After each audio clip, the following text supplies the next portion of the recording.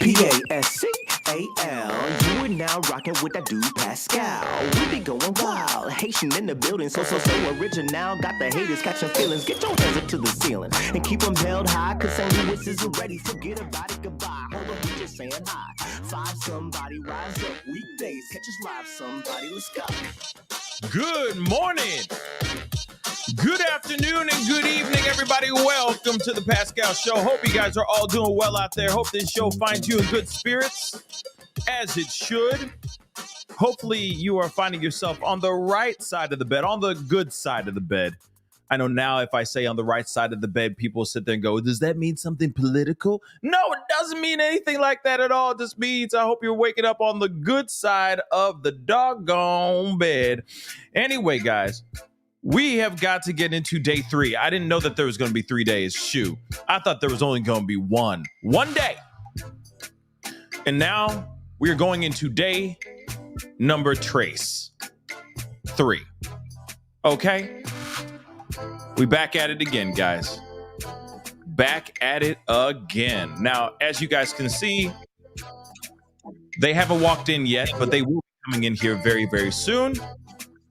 And we will be hearing from the FBI. This is going to be interesting.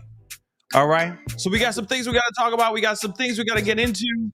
Trust and believe we got some things to talk about. All right. So do me a favor before we get into everything. Okay. First, actually, let me say this too, real quick. To my mods, let me just say this really quick. I love y'all. I love you guys. Isn't that interesting? It's like a caress on the face and then a bunch of slaps on your face. This is how much I love you guys. Okay, thank you so much for holding it down. You guys have been incredible. Without you guys, there would be chaos in these conversational streets right now. So I appreciate you holding it down for me. I really do. You guys are incredible. Thank you to the mods. Still setting something up for you guys. I'm trying to do a buy me a coffee thing. So I'm still setting that up. It's just life has been crazy lately, but I am trying to set something up specifically for my mods. Okay. It's going to be a buy my coffee type of thing. Because you guys deserve it. You guys have been holding it down for a long time. So this is way overdue.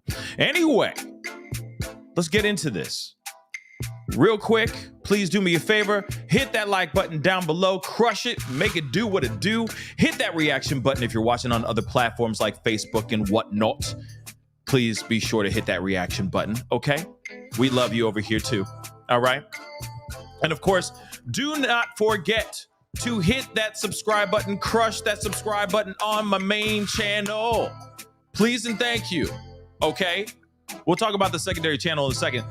But also, if you are watching on other platforms or do consume other platforms like Facebook, X/Twitter, Instagram, and TikTok, please go hit that follow button on those platforms. Please and thank you. That would be amazing. Okay? Subscribe to my secondary channel, The Pascal Show Clips. Please go over there. Subscribe. That would be amazing as well. All right. It's been a very busy week for me trying to put some stuff over there on the secondary channel. Hopefully I'll have some time to do that tonight or today, later on this afternoon, just depending on my schedule. Like I said, it's been absolutely knocking thoughts out here. Okay. Trying to balance everything I can. All right.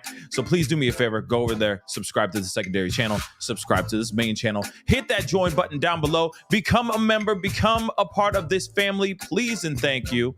Go and check out Patreon. Patreon.com/The Pascal Show. It's going across the screen right over there. And going out the window. It's not going out the window, but you know what I mean. Going off to the side. And there it is. It came back.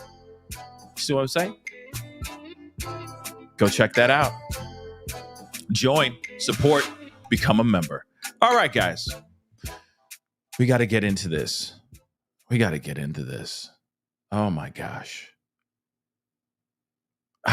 Well, we're back at it again, guys. I yield my time. We're back at it again. Day number 3. 1, 2, 3 times a lady. Didn't expect this to happen. I thought we were doing one. I thought we were one and done. We already talked about this a couple days ago when this whole thing started. I hope this is the last one. Is this the last one? Because I'm telling you right now, because I'm telling you right now, the real reason why we should all be interested about this one in general is because, now hold on, just sit down, get your coffee, okay? Get comfortable, get that cocktail if you're, across the pond and you're in the future, okay? Think about this. The director of Secret Service, yes, okay? Hold on, I'm trying to pull up her photo. Sorry, guys. The director, or the former, the former director of the FBI. Here she is. Okay. Let me pull this up. Sorry, guys. I'm so sorry. All right. Right here, Kimberly Cheadle. All right. Some people are calling her Cheetos. All right. Some people are just going out here just trying to roast her like crazy. Saying she looks like an albino Grinch. I'm sorry. That's so messed up, but it's wrong. That's what's being said. She has resigned, okay? But during her hearing, she said, I'm waiting. I'm literally waiting for FBI to finish their investigation so I can come back to you and give you more information. I can't give that to you because the FBI is doing their investigation. So on and so forth. Like I said, it's been like a broken clock. She was a broken clock. In fact, every single person that has gone up so far, even Homeland Security, okay, and also State PD, also were basically saying same doggone thing. They were all basically saying, hey, we can't say anything, okay, until we get information from the FBI's investigation, right? Well, this is when it gets very interesting because guess who is going on the docket today? We have Christopher Wray, the director of the FBI, coming forward and doing his own testimony. He's about to testify. Right? Or is he going to sit there and go, well, I can't answer that because I have to put, we're not done with the investigation? Or is he just going to sit there and push it all back over to former director Cheadle? I think that's the ongoing question that I think we all want to know, right? How is he going to perform? Is he going to sit there and go, yep, we got the timeline, we got everything. You want to know what went down? Bruh, I got you. Come here, bro. Let me peep you on some games, son. Let me tell you exactly how it went down. Hold up. I got you, though. Come here, man. Sit down. I got you. This on record? Is this thing on? Is this on record? Because I'm about to blow this whole mother-loving top off this bee, right? That's what you're hoping for. But there's a possibility that he may not do that. He may just sit there and go, we're still in the middle of our investigation, even though it's been 11 days now. 11 days now. Remember that. It's been 11 days. That's going to be very interesting to see what happens here. Are they just going to, is he going to pass blame? Is he just going to pass it over, pass the buck back over to former director Kimberly Cheadle? Is he just going to go, oh, well, we're still working on the investigation? Or is he just going to drop bombs harder than Hiroshima? That's the question I think we're all wanting to know right now, right? This will be interesting because like I said, and this is why I said, kind of like what JP Miller did. He because just a few days ago, like I said, Cheadle went up there and said, we don't know everything as of yet. We're still waiting for FBI's full investigation. Once I get that information, I can come to you with the information, right? So it will be very interesting to see how director of the FBI, Christopher Wray, handles these cuestiones. Because if you really think about it, is he on the chopping block for this or no? I think that's a question that we all would like to know, right? I think we all would like to know that. So this is going to be very interesting. Like I said, there they is, okay, in all of its glory, waiting for their time to attack and ask questions to Christopher Wray. And of course, the other thing is too, it's not, you got to remember, they are not the ones who are spearheading this. FBI was not the one spearheading this event. It's Secret Service. So yes, without a shadow of a doubt, as we already heard on day one with former director Kimberly Cheadle, that she failed terribly. We all saw that. Yesterday was like watching paint dry. I'm sorry. The only interesting thing that I heard was from one of the questions that was being asked to, if I'm correct, Homeland Security, or maybe it was for the Pennsylvania State Police. Either one, PSP, PS4, PS5. Anyway, they asked about the search of the house and how the place was scrubbed. Literally scrubbed. I saw that and my jaw dropped. I'm like, wait a second. Is that true or is that just rumor? Because rumor has been flying like crazy as of late. So like I said, this is going to be very interesting to see how this all goes down. They are all, I guess, pledging allegiance. Yep, they are doing their thing. We are about to get this thing started. How is Mr. Christopher Wray going to handle all of these questions? Are we going to hear a lot of BS, or are we going to actually hear some truths here? Only time will tell. Let's look into it. I wanted to begin today's hearing by recognizing the fact that we no longer have one of our great members with us. Sheila Jackson Lee, as we all know, passed away. She was a dedicated public servant. Her service on this committee, spanned nearly 3 decades and included shepherding through countless pieces of legislation. I said yesterday at subcommittee hearing that I don't know that there was any member of Congress who got more out of 5 minutes than Sheila Jackson Lee did. And she was just a pleasant spirit who we all enjoyed. And we're thinking about her family. We all certainly will miss Sheila. I yield to the ranking member for comments. Thank you, Mr. Chairman. Mr. Chairman, this room and our hearts feel a little emptier today as we mourn the loss of our dear friend and colleague, Sheila Jackson Lee. In the nearly 30 years that I've served with Sheila on the Judiciary Committee, I witnessed her boundless energy, her courage, and her character as she lent her voice and her legislative talents to nearly every issue that came before this committee. So I'm going to pause this really quick. Or not pause, but I'm going to mute this really quick. With all due respect to Sheila, of course, may she rest in peace and all that. But I do want to make sure you guys know this as well. Biden is going to address the nation in the Oval Office tonight. I will be live watching that with you guys, and hopefully we'll have a couple friends joining in the watch party for that as well. So I just wanted to let you guys know, because honestly, there has been a lot of speculation and rumor that Biden gone, like he has passed on, that he's crossed over to the other side of the, other side, if you get what I'm saying. All right. And the thing is he apparently is out here willing to, or going to address the nation. He's finally going to talk about passing the torch for the presidential election over to Kamala Harris. That's going to be happening tonight.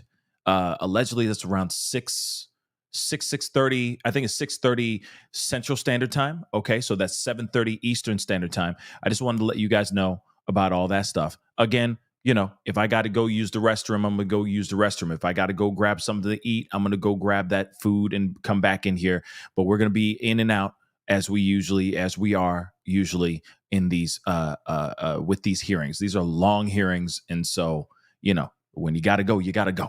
Okay, if you got to eat, you got to eat. So just be ready for that. But I will be in the chat and having conversations with y'all and all that stuff as well. Okay. But let's get into this. You're back. I want to thank the ranking member. Well said. Now, Chairman recognizes himself for an opening statement. July 13th was a terrible day for America. We all agree spirited debate. Here we go. Are part of what makes this country the greatest nation in the world. But the First Amendment and robust political debate are not consistent in any way with violence. What happened in Butler, Pennsylvania was a tragedy that took the life of a good man, Corey Compratore, leaving a wife without a husband and 2 daughters without a father. Others were injured, and of course, former President Trump, by the grace of God, survived the assassination attempt. There are a lot of unanswered questions about the security failures that day, questions about decisions made before the rally, questions about actions during the rally, and questions about statements made after the event concluded. Prior to the rally, why was the president's security detail denied requests for extra resources? Why weren't all the buildings secured? There were a finite number of buildings that needed to be secured. Why wasn't that done? Why was the president allowed to walk out on the stage when there was a suspicious person on the property? During the rally, what exactly happened between 6:09 and 6:14, those critical 5 minutes? We know from briefings from the director and the deputy director at the FBI and other information we've gathered that at 6:09, the shooter was identified on the roof. At 6:10, the counter sniper was notified. Counter sniper teams were notified about the shooter. 6:11, the shooter fired several shots, injuring and killing one person, injuring others. At 6:12, the counter sniper took down the shooter, and at 6:14, President Trump was escorted off the stage by Secret Service agents. We need to know what happened play by play, moment by moment, second by second, the communications that took place, again, during that critical 5 minutes. And then finally, after the rally, why did both the Secret Service and Secretary of Homeland Security, Mayorkas, lie to the American people? July 14th, the day after the attack, Secret Service spokesman Anthony Guglielmi said this, quote, "The assertion that a member of the former president's security team requested additional security resources that the U.S. Secret Service or the Department of Homeland Security rebuffed is absolutely false."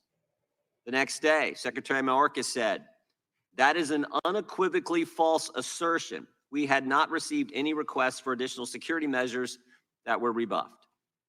But 5 days later, top officials repeatedly rejected requests from Donald Trump's security detail for more personnel. And on the 21st of July, the New York Times, confirming what the Washington Post reported, said, quote, "Mr. Guglielmi acknowledged that the Secret Service had turned down requests for additional federal security assets for Mr. Trump's detail." 180-degree change. Why did they initially lie to us in the days after the attack in Pennsylvania? Finally, we hope to learn more today from Director Wray about the shooter, his use of the drone, the explosives that were in his car, how he got on the roof, and a host of other questions. Here we go, man. A Director Wray's testimony can begin to give answers to the American people about all of these questions and concerns. So, Director, we appreciate you being here, and we trust that you're going to be as transparent with the committee and the country as you possibly can. And I'm sure you understand that a significant portion of the country has a healthy skepticism regarding the FBI's ability to conduct a fair, honest, open, and transparent investigation. And that skepticism is based on what they've witnessed over the past several years. The American people have seen a Biden-Harris Justice Department that can't tell us who planted the pipe bombs on January 6th, that can't tell us who leaked the Dobbs opinion, and that can't tell us who put cocaine at the White House. The Biden-Harris Justice Department who raided President Trump's home, Biden-Harris Justice Department who worked with social media companies to censor Americans, Hamburger. Justice Department who let the country believe that the Hunter Biden laptop was misinformation when they knew at the time it was authentic. And maybe most importantly, a Biden-Harris Justice Department who retaliated against whistleblowers who came to this committee and spoke to us about these issues. Last week we said. So I have a feeling he doesn't like him, right? You tell me you don't like him without telling me you don't like him. Committee is going to have. And with that, I would yield to the ranking member for an opening statement. Hamburger. Mr. Chairman. Mr. Chairman, 2 weeks ago, our country witnessed a shocking assassination attempt on a presidential candidate. Now, I disagree with Donald Trump in almost every policy area imaginable. I am frequently shocked and outraged at the plans he has for our country and the words that come out of his mouth. And I have dedicated much of the last 8 years to fighting his agenda. Regardless of my strong feelings about Donald Trump's behavior, I unequivocally and unabashedly condemn with every fiber of my being the attempt against his life. This was not just an attack on a man, but an attack on our democracy. Political violence erodes the very foundations of our nation. The concepts of freedom of speech, of peaceful transitions of power, of a democratic government at its core, these cannot exist if political violence is allowed to fester and to go unchecked. And if you think that this one assassin's bullet was a bolt out of the blue and not part of a wave of violence that has threatened this nation for years, then you have missed the point of what my Democratic colleagues and I have been imploring you to hear for some time. Election workers, many of them working for free, face near constant threats of violence. In one recent instance, an Indiana man pleaded guilty to threatening to kill an election worker who said that there were no irregularities in a recent election. That man said, quote, 10 million plus patriots will surround you when you least expect it and will expletive kill you, close quote. That is political violence. In another instance, Speaker Emerita Nancy Pelosi's husband was bludgeoned over the head with a hammer by an intruder in his home who had been there to capture Ms. Pelosi, interrogate her, and possibly, quote, break her kneecaps because of her liberal views. That is political violence. The death threats surging against Vice President Harris, former President Obama and his wife Michelle, and Governor DeSantis, as well as many others, including videos online of individuals holding guns making assassination threats. That is political violence. The plot to kidnap Governor Gretchen Whitmer and overthrow parts of the state government. That is political violence. The brutal, deadly attack 3 years ago against this very building, with rioters breaking through police barriers to run through these halls chanting, "Kill Nancy," and "Hang Mike Pence," and even hanging a noose outside the building. These rioters battering Capitol Police officers and forcing members of Congress and their staffs to go into hiding, squatted in spaces under desks or in closets. That is political violence. This assassination attempt, as horrific as it is, should surprise no one. And you would think a political party that almost lost their presidential candidate through an act of political violence would have something to say about the way their leaders keep talking about the next election. Donald Trump has warned there will be a, quote, bloodbath if he loses.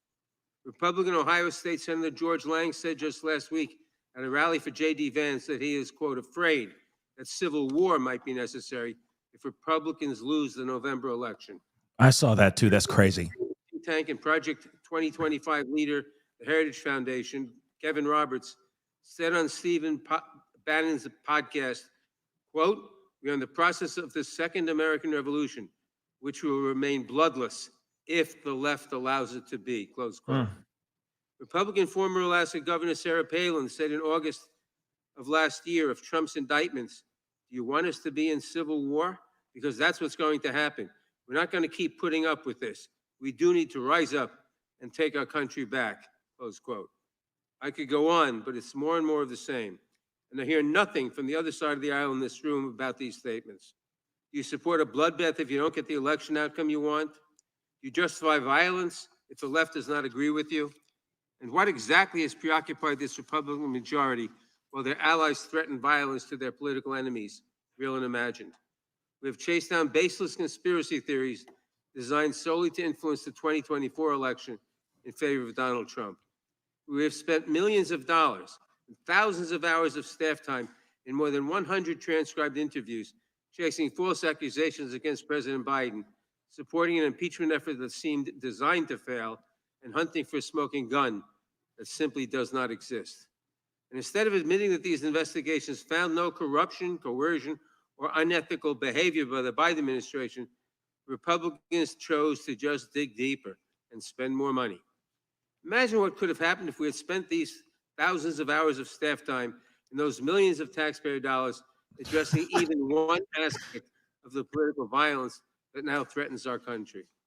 Perhaps Had this Republican majority lifted a finger to help a nation that is awash in guns, the assassinate Butler would not have had such easy access to the weapon he used to fire on that crowd. Director Wray, your agency is responsible for addressing some of the most serious issues of our time.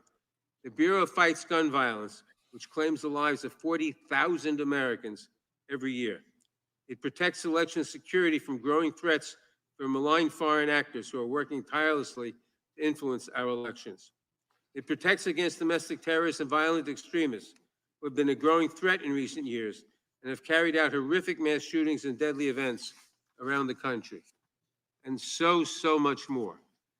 I apologize to you, Director, that instead of supporting you in these missions in the 118th Congress, some of my colleagues have instead hindered your work, maligned your agents, and called to abolish and defund your agency, all for political gain.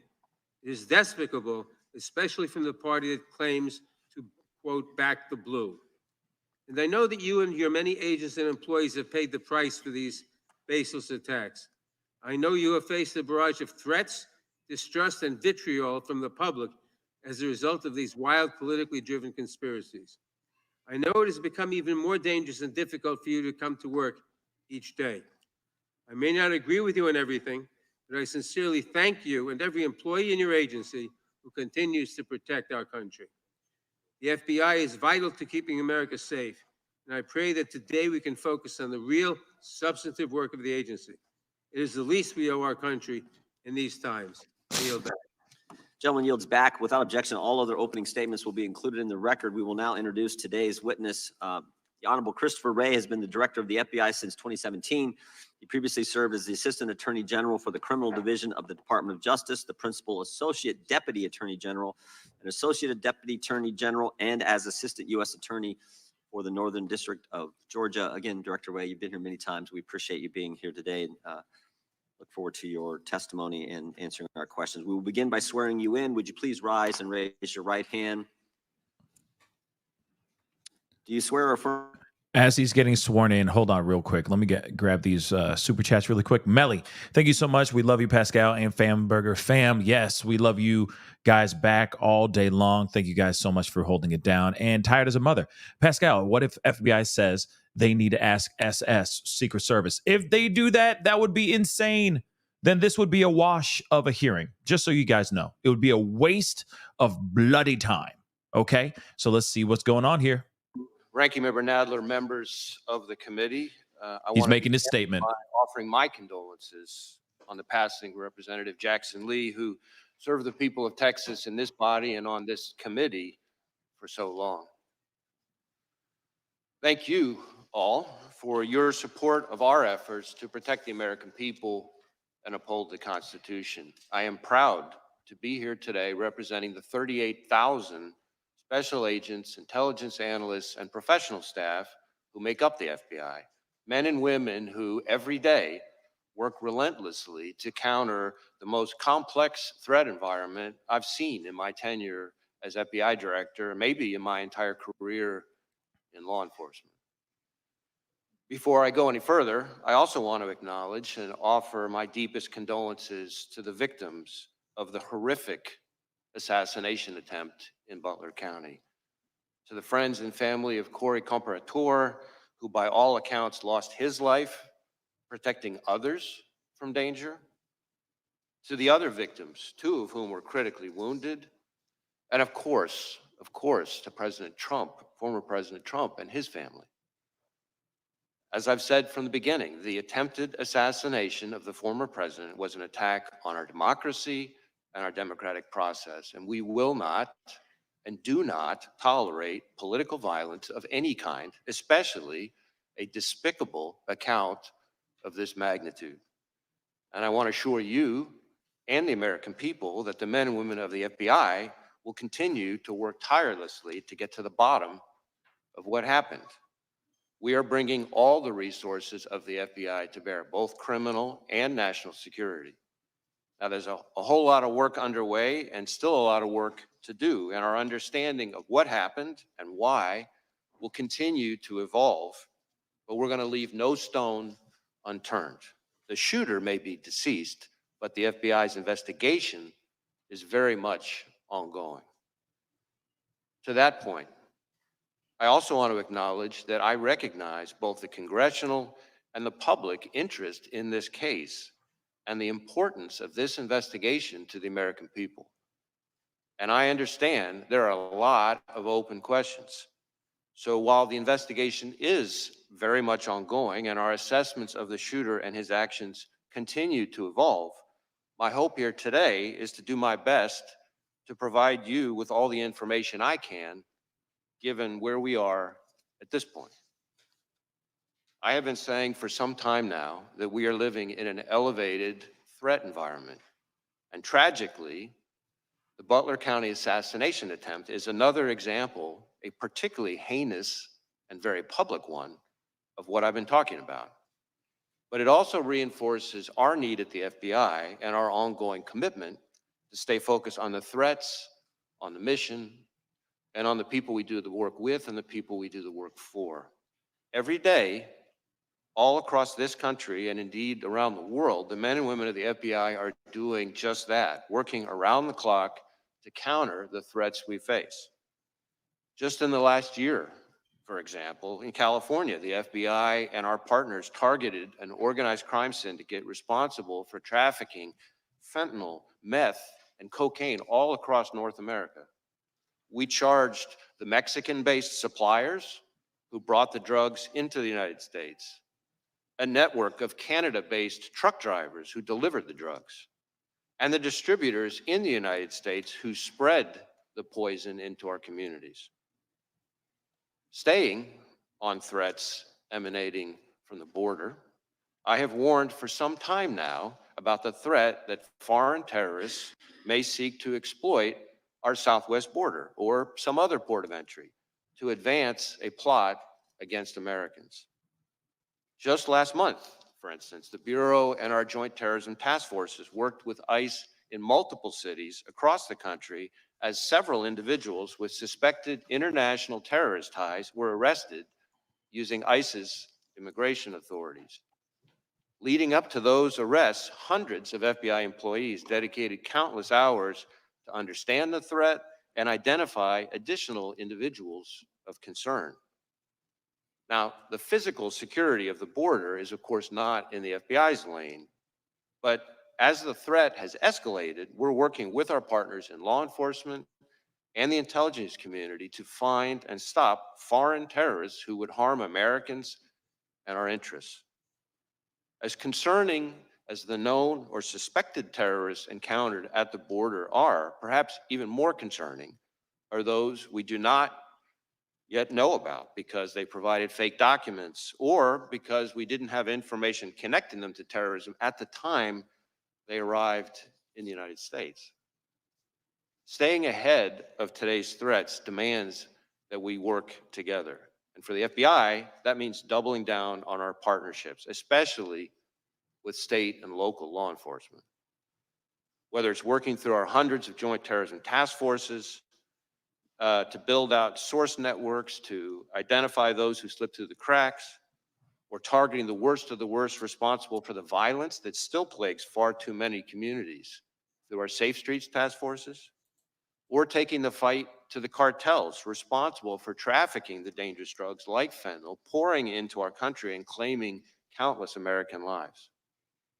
Staying ahead of the threat also means continuing to disrupt the cyber criminals ravaging businesses, large and small, and confronting nation states like China, targeting our innovation and our critical infrastructure.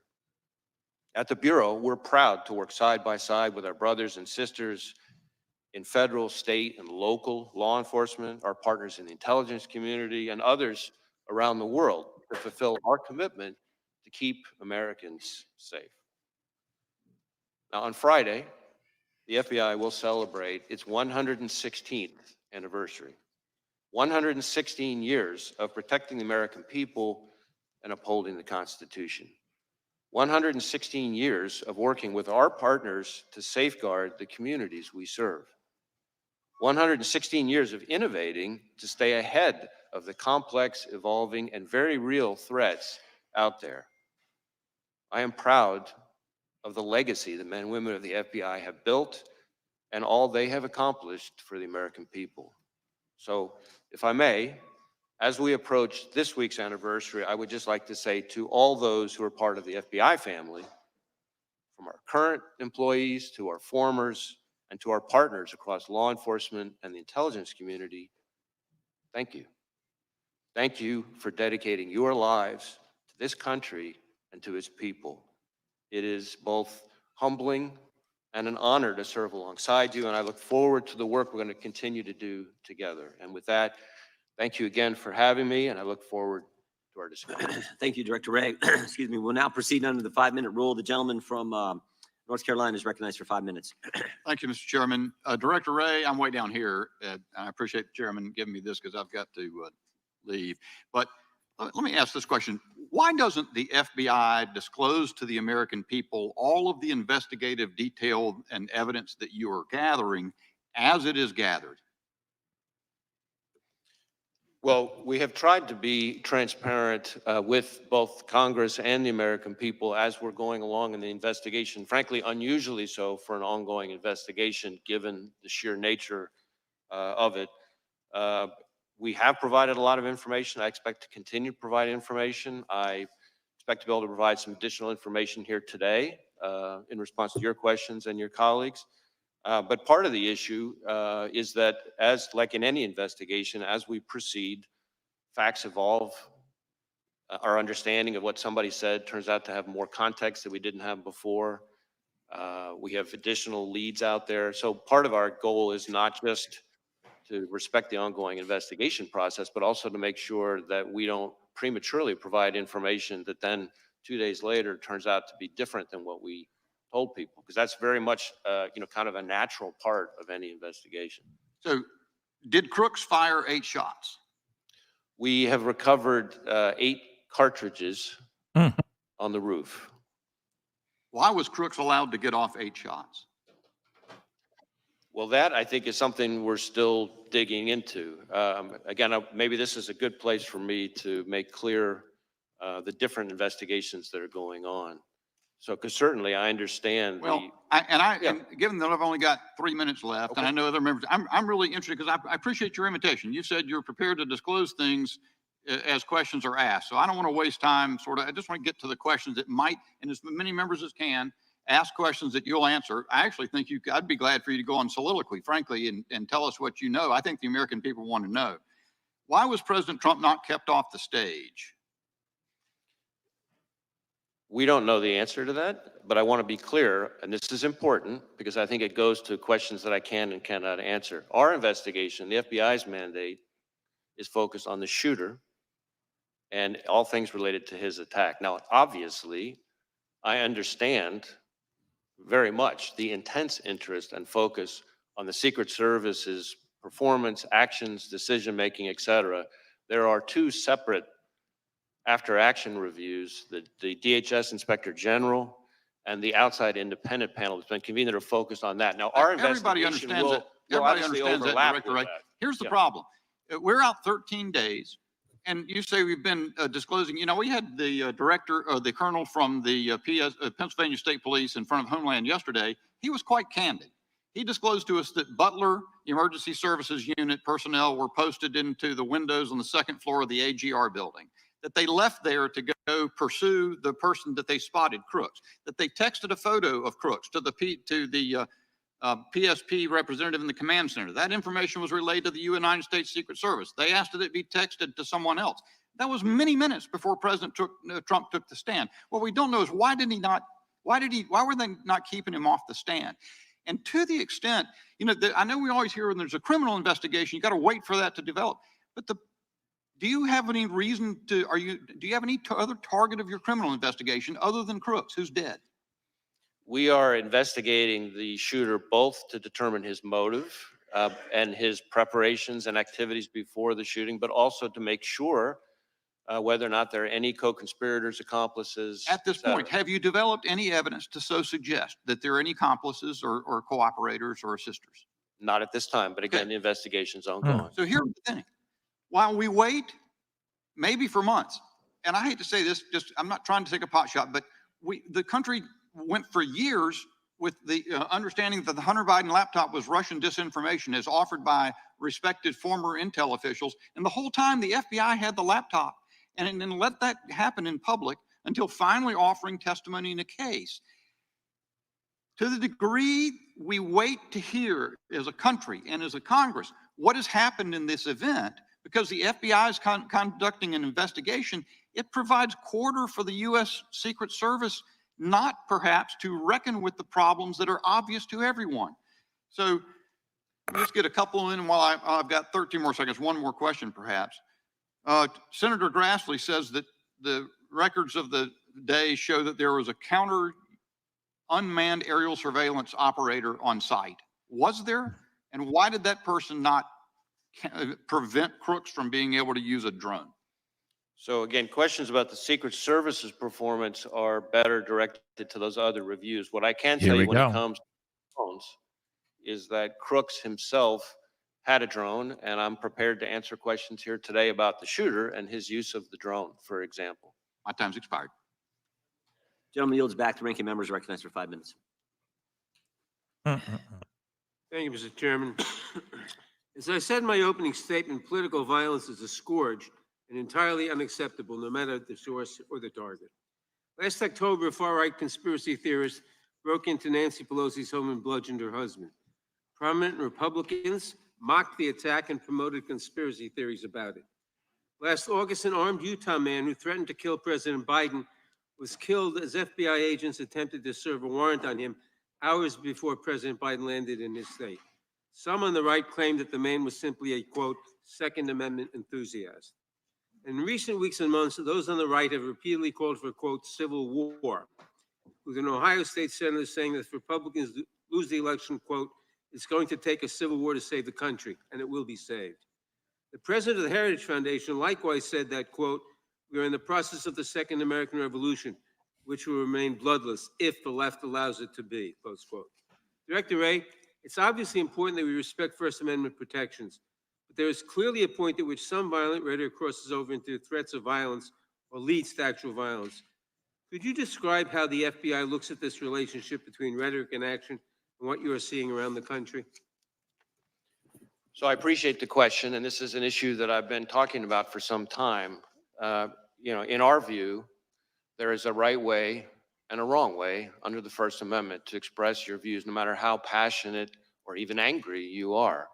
And violence and threats of violence is not the right way.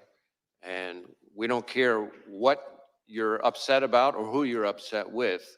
When, from the FBI's perspective, when it turns to violence and threats of violence, that's when we have to draw the line. That's when we get engaged. And there is an alarming phenomenon that we've seen over the last several years of that kind of passion and heated rhetoric turning into actual violence and threats of violence. We've seen it against public officials of all sorts. We've seen it against law enforcement.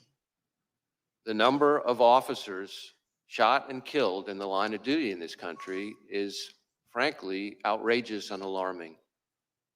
And I know that because every time an officer is shot and killed anywhere in this country, since the day I started as FBI director, I personally call the chief or the sheriff to express my condolences and to talk to them about the victim's family.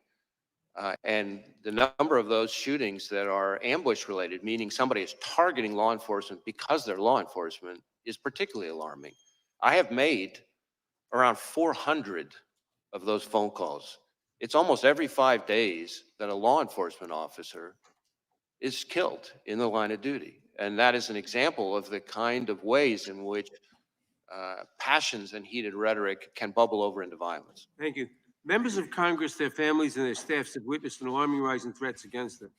I appreciate the work your agency has done to investigate and address these threats, but I'm concerned that we do not seem to be stemming the tide. What is the FBI doing to ensure that members of Congress, their families, and their staffs are safe? So we have a very close relationship with the Capitol Police. And we have members of the Capitol Police, for example, who are on some of our task forces. We share intelligence information about things that we're seeing, trends that we're seeing with Capitol Police and others in law enforcement. Obviously, if we have specific information about an effort to target a member of Congress, then we're getting with Capitol Police in a much more specific way. But those are some of the things that we're doing. Thank you. Now, Director, your office is leading the investigation into the attempted assassination of Donald Trump.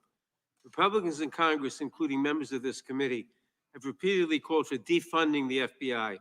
What impact would defunding or even just limiting your funding have on the FBI's ability to conduct this and other investigations?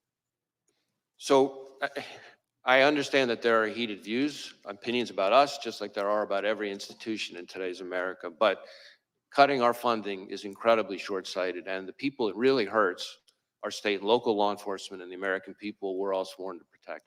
Thank you. During my remaining time, I want to turn to a different matter.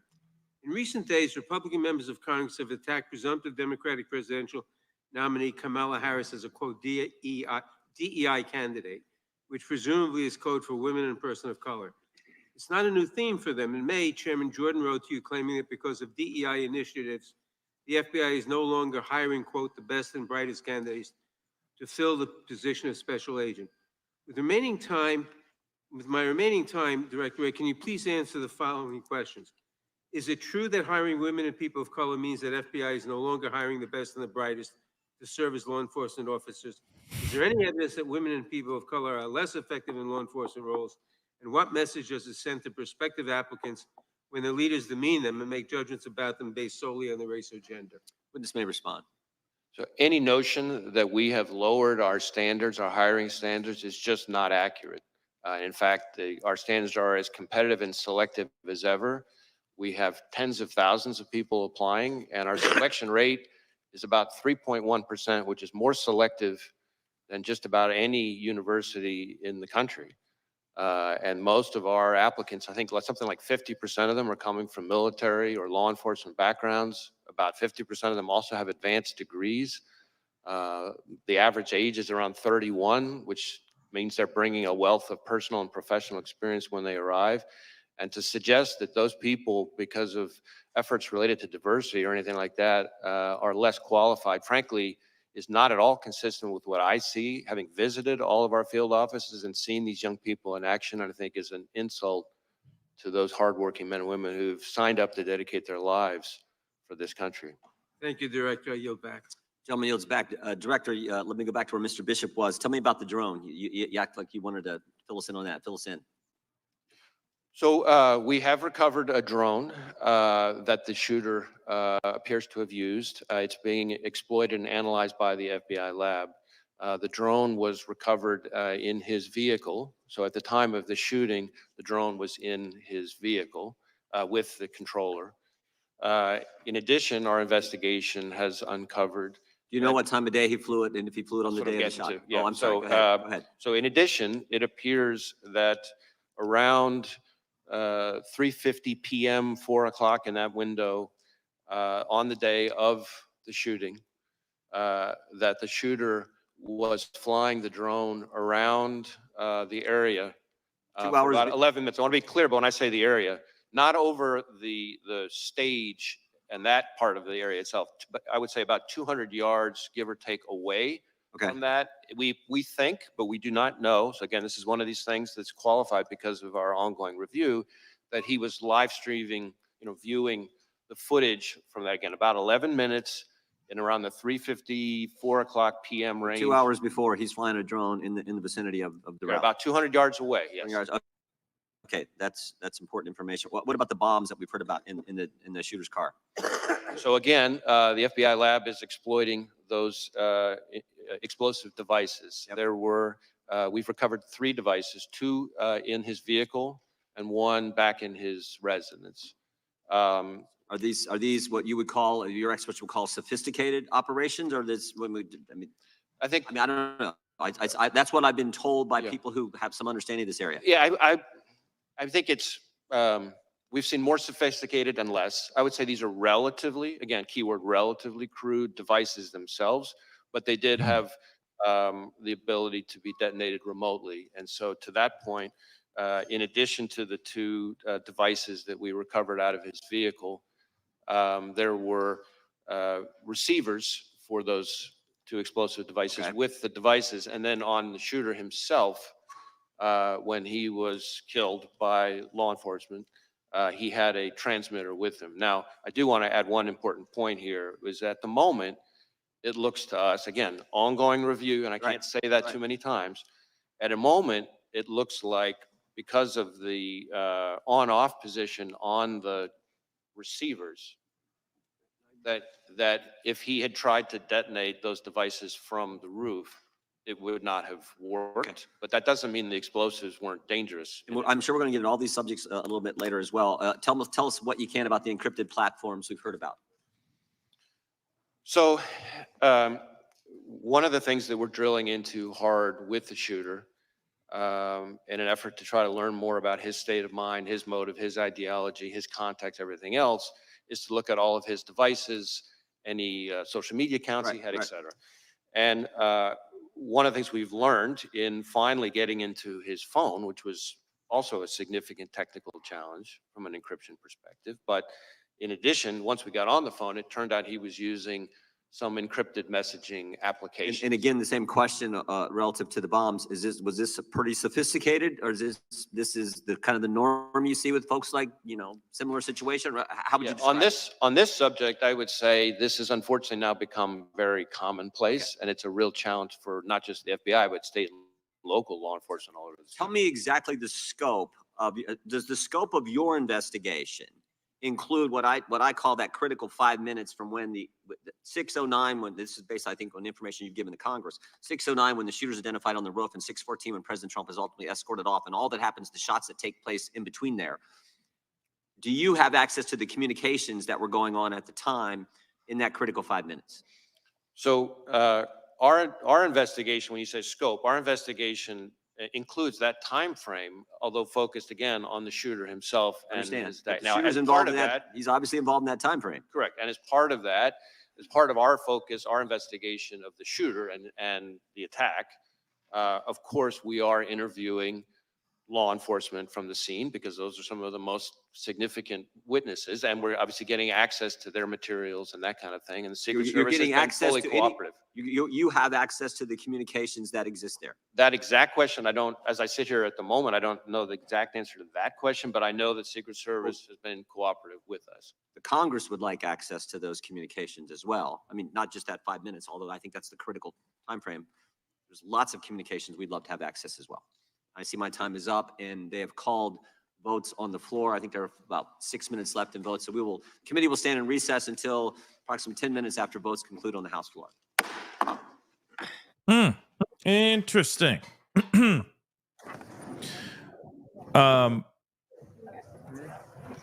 Very interesting takeaways from that.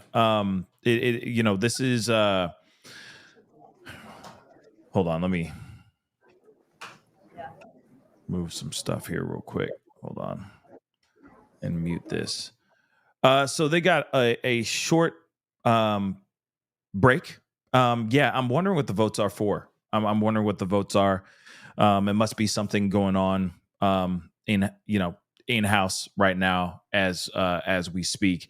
But I will say this right now. I mean, that there was only that one real moment that, I mean, they haven't really hit a lot of the questions as of yet. It's interesting that some people will take this as an opportunity to basically like go, oh, this is my opportunity to stand on my soapbox and stand for whatever I need to stand for. And this is why I got to say, you know what I mean? But there were some questions that were asked that he was able to answer. It is interesting to hear, like, okay, 8 casings for sure. There were definitely, thank you, K-Mac, for that breakdown. We'll just use that too. 8 casings. So he definitely pulled the trigger 8 times for sure. Right. There was a drone. And then, of course, there were 3 devices, and of course, they said not powered on, but he also said that they weren't super sophisticated, but he said he wouldn't cancel out the idea of them being like, they were kind of mediocre at best. They weren't high tech, but they were kind of, they were in between, right? Which still scares the crap out of me. I don't know about you guys, but that scares the crap out of me. Somebody's able to go online and find, a device that goes boom, put it together, and it's somewhat decent enough that, if it was used, it could have been a lot worse. I think that's crazy. The other thing is too, he said live streaming. Now, I'm still wondering what he meant by that. Is he just saying like he was just live streaming it to himself? You know what I mean? Like he was using the drone and live streaming it to himself so he can actually see it on his drone device, or that he was actually live streaming this mug to somebody else. Let's not forget 3 encrypted accounts that he was corresponding with somebody. Could be somebody overseas, or it could have been somebody domestic as well. But he was live streaming that footage either to himself just to get footage, or was he sending it to some encrypted some encrypted website, or or to a particular person, right? Because you got to remember, I really don't think he operated alone. Now, I know a lot of people sit there and go, oh, you're putting on your tinfoil hat. Here we go, Pascal with his tinfoil hat. I'm not putting on the tinfoil hat. I'm just saying, think about this logically. A kid who has no idea what the hell he's doing, has no military background, no experience whatsoever, suddenly out of nowhere, goes and knows how to, one, find the particular spot, drone everything out, climb up there, take aim. Now let's not forget, I understand that he tried to join this rifle club when he was in high school, and he failed miserably. He didn't make the team.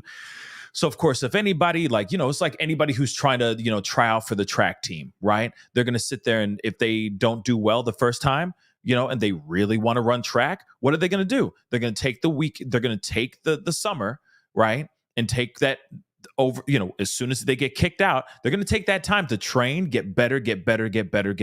So it has nothing to do with that. He was already getting good at taking aim with his rifle. You take enough time, you learn how to use it. And if you've been doing it for years, going to the gun range and just taking practice, you're going to eventually get good at it. Okay. What do they say? 10,000 hours, something like that. 10,000 hours it takes to be an expert at something. I mean, I know that's just something that people say, but at the same time, think about it. You put enough time to do that. That has nothing to do with him scoping out an area, knowing how to do recon work. Real talk. He did recon work, knowing to do that, unless he saw it in some doggone movie. Let's be real. I don't think he did. Okay? So, I'm wondering who he was sending this footage to, if he actually sent the footage to somebody. Remember, 3 encrypted accounts that he had. He was conversating with somebody. They say it's somebody overseas, but at the same time, this person could be domestic too. The threat could be inland, okay? It could be in our country. The possibilities are endless here, right? Now, like I said, not here to try to fearmonger or make anybody feel some type of way or think like, oh, the world's going to hell in a handbasket. No, not saying that at all, okay? But it is something nonetheless that we should be asking questions about, right? And that's the questions that they should be asking FBI. What else did they find out? And in fact, what one of the congressmen did say that I do agree. They should let him soliloquy the hell out of this mug. Get him Shakespearean out this mug. Let him say everything that they know. Why wait? Why sit here and wait for us to ask the questions to him? If he's got all the information, read it out loud. If he's got it all on paperwork, all on paper, read it out loud. Let us all know everything. Then we don't even need to sit here for 5 mother-loving hours hearing everybody gesticulate and, pontificate and put, opportunities to pander and to grift and to, stand on their soapbox to talk about their own political views instead of actually just asking the doggone questions that we're all here giving a damn about. That's what we care about. I understand I love how all of us in here, we're all different sides of the spectrum, right? Different sides of the political aisle. We don't care about your stuff politically. We want to know what's going on here. Let Christopher Wray say what he needs to say, dagnabbit, so we can move the F on. Okay? Damn. I will clap to myself. Okay? Damn. Don't give us all this is the reason why we need gun control. We already know about that stuff, but this is not the time to talk about it. This is going in one ear and out the other. I'm sorry. Use this, Nancy Pelosi's husband and the man who attacked him with the hammer and all that. And that was terrible. That was absolutely terrible stuff. But what does this have to do with what's going on right now? Shimon now. Shimon. What does that have to do with right now? Not the damn thing right now, though. We talking about the true thing, okay? Oh, so let's ask the doggone questions that we really give a damn about. We just sat through almost a doggone hour, y'all. Almost the mother-loving hour hearing that. Do I care? No. I don't. Sorry. Okay? This is just not the time, nor is it the place. That's just my thoughts. Let's get into the information. Let's hear what's going on. Give us the straight facts. Give us the facts. Quit doing all this other crap. Let him say what needs to be said. Someone needs to go and get down to brass tacks. Man, I wish I was up there. I'd be like, listen, man, I got these questions. We ain't going to talk about nothing political here. We're just going to talk about the facts because we want to know exactly what happened. But this was frustrating because even in the opening statements, it turned into a dig. Okay. And it's like, yo, why is there any reason for us to be out here like, oh, the cocaine in the White House, don't know where that was. And then the Hunter Biden's laptop misinformation. Like, who cares right now? No one cares. No one. We want to know what's going on and what happened to this rally because somebody else said it in the chat. And y'all so smart, Y'all so smart. Smarter than these mother lovers, it seems like right now. Okay, maybe they just haven't had their third or fourth, fifth, sixth cup of coffee yet, and they're just not sharp as a tack right now. Okay, but somebody else said it in the chat. Oh, this could have happened to Biden. Oh my dear God. So this is the reason why we should be giving a damn, because no matter whatever leader is out there, 7 years ago, whatever the hell it is. Somebody could be climbing up the side of a building on a slopey rooftop and taking aim at that person on a bright and sunny, hot-ass July day. That could be anyone. Take out Trump, put in Biden. Take out Biden, put in Kamala or whoever else. Okay? It could have been anybody. So instead of us going all this, talking about this, all this BS that acting like we care, acting like they care, okay? Acting like, oh, vote for me, guys. Don't forget to, when my name's on that ballot, don't forget, I'm fighting for you. I'm using this opportunity to stand on my little soapbox. It's a little rickety, but I'm willing to risk my neck for you. While we're in this hearing about the tragedy that actually happened. I'm just saying, everybody, please do the math. Do the math for a second. Okay? Do the math for a second. Okay? Y'all make me laugh. Rianne, you know what I mean? I approve this message. I do.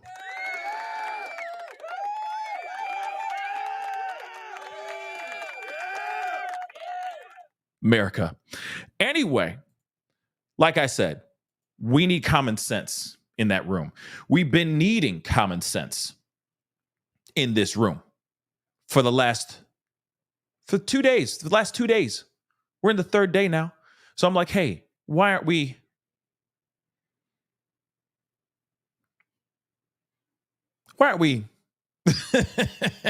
This ain't a dance move, okay? I'm not trying to do a TikTok, okay? Hitting the whoa. I'm not doing that, okay? Why aren't we actually asking the questions that really need to be asked right now? Okay? That's what we need more than anything. Period. This is what's so frustrating about it. Because we've had 4 questions in the past hour that he actually answered. So I'm hoping in the next, when they go around the whole room, okay? Because, everybody I'm sure was chomping at the bit, being like, I need to be in this room. And I'm sure Marjorie Taylor Greene is in the room. And I'm sure somebody else is in there as well. Okay? But I'm hoping that they actually ask him questions that actually matter. And I will also say this too. I think it's very interesting and very telling, in my personal opinion, that you see that when the director of the Secret Service up there, former director Kimberly Cheadle, when she did her hearing, that room was packed. Everybody and their mama wanted to be in there. Everybody and their mama wanted to be in there. Notice that. You failed. You're a failure. They all had an opportunity to do that. Because optically, I'm just saying, come on, let me peep you on game, son. Let me peep you on game. This is the reason why they were all in there. Because it's an opportunity for them to look good for a second. It's an easy fight. Like I said, you cheated. I know, babe, but I didn't. You cheated. You know what I mean? You're in the wrong. Let me tell you how you are in the wrong. And they're on the top of the hill. They've done one. And she's sitting there going like, yeah, I failed. My bad. I get it. But it was all optically an opportunity for them to just drill. And I don't mean oil. Vote for me. When it's time for voting time, vote for me. See what I did there? See what I'm saying? But notice that yesterday's, not as many people were in there. If you noticed, you didn't see all of them in there going, what happened here? None of them. You saw Marjorie Taylor Greene, but that's about it. So I'm wondering what will happen. I'm wondering what's going to happen in this one. Are they all going to show up? Are we going to see Boebert showing up? You know what I mean? She going to give the guy next to her an angry handy J, watching Beetlejuice? Or are we actually going to see her up there asking questions right now? She wasn't there yesterday, now was she? I'm just saying. AOC as well. AOC, where's she at? We haven't seen her either. An opportunity to make show up. Sup, dough. I'm asking these questions. She asked great questions.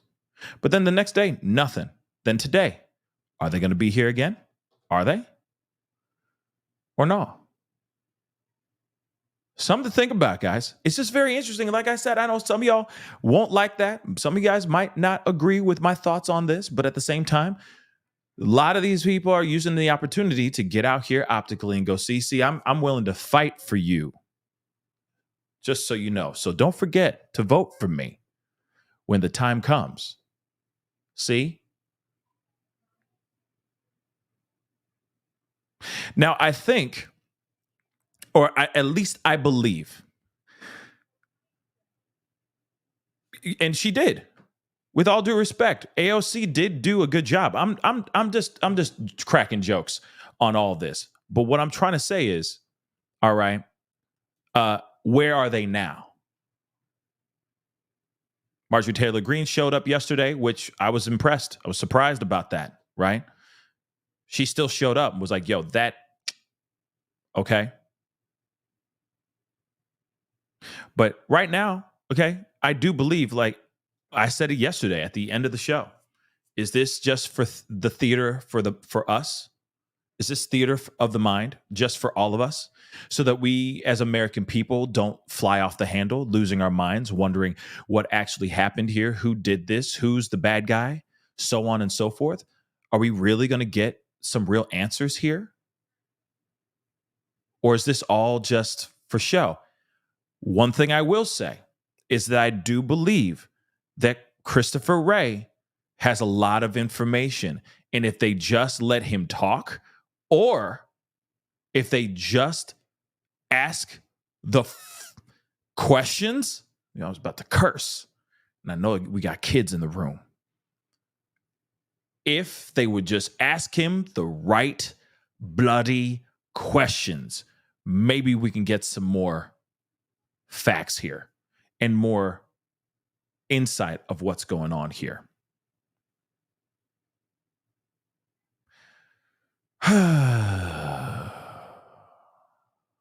Yeah, honey.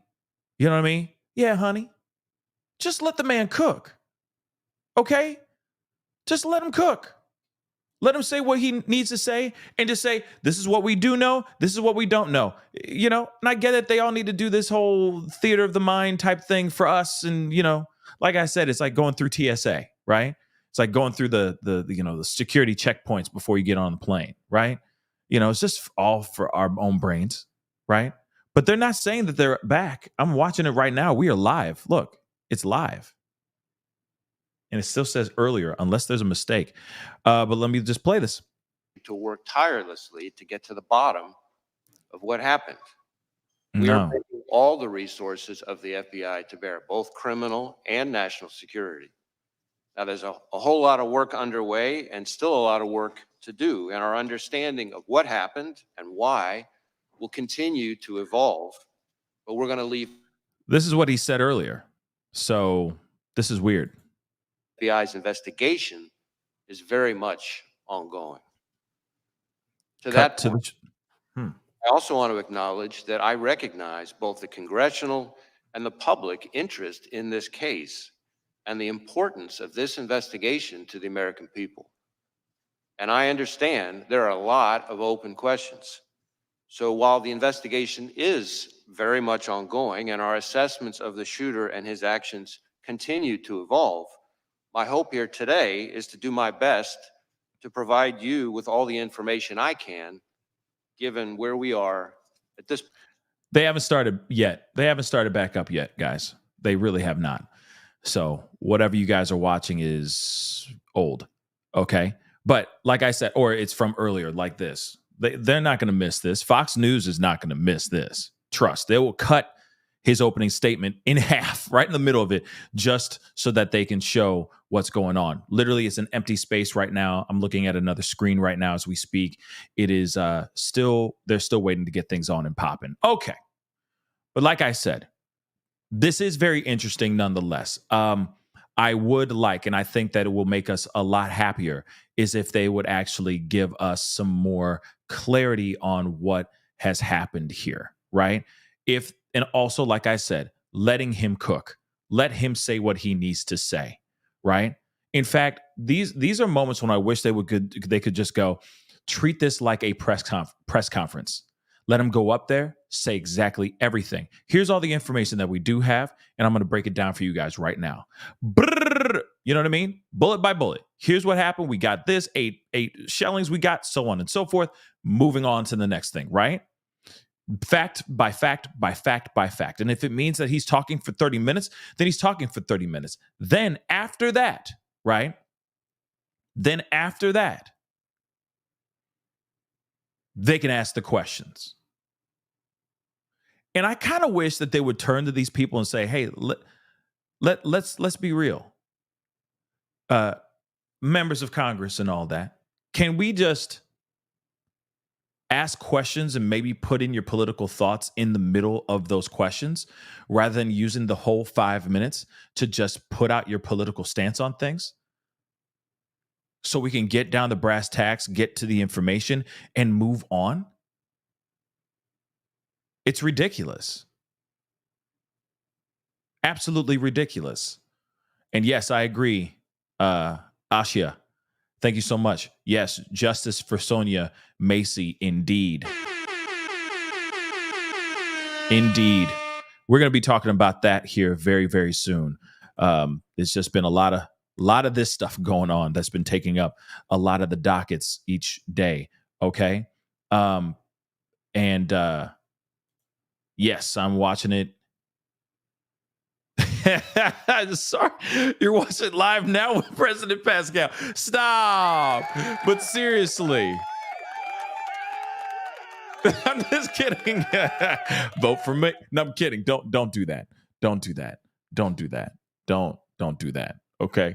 But seriously, we'll see what happens here. Okay. But yeah, they somebody else just said a second ago. Where did it go? Hold on, let me get that. K-Mac said, but Pascal, they're being transparent. No, they're not. You know for a fact that even Christopher Wray has a lot of information that he's not going to give out right off the bat, right out the gate. I think I was trying to say right off the bat and out the gate at the same time, but you know what I mean. I really don't think that they're going to give us everything. They really won't. And this is the problem, because as they don't say anything about that, like as they don't give us information, we are going to be sitting here with all of us. I'm saying all of us are going to be coming out with our conspiracies. We'll be conspirizing like a mug. And that's frustrating. Instead of actually just saying, hey, here's everything. Here's what we know. Yes, there were 3 encrypted accounts that he was on. He actually was talking to people overseas. We still don't know who those people are yet. But as soon as we find out who they are, we will make it public knowledge. But right now, we don't know who it is.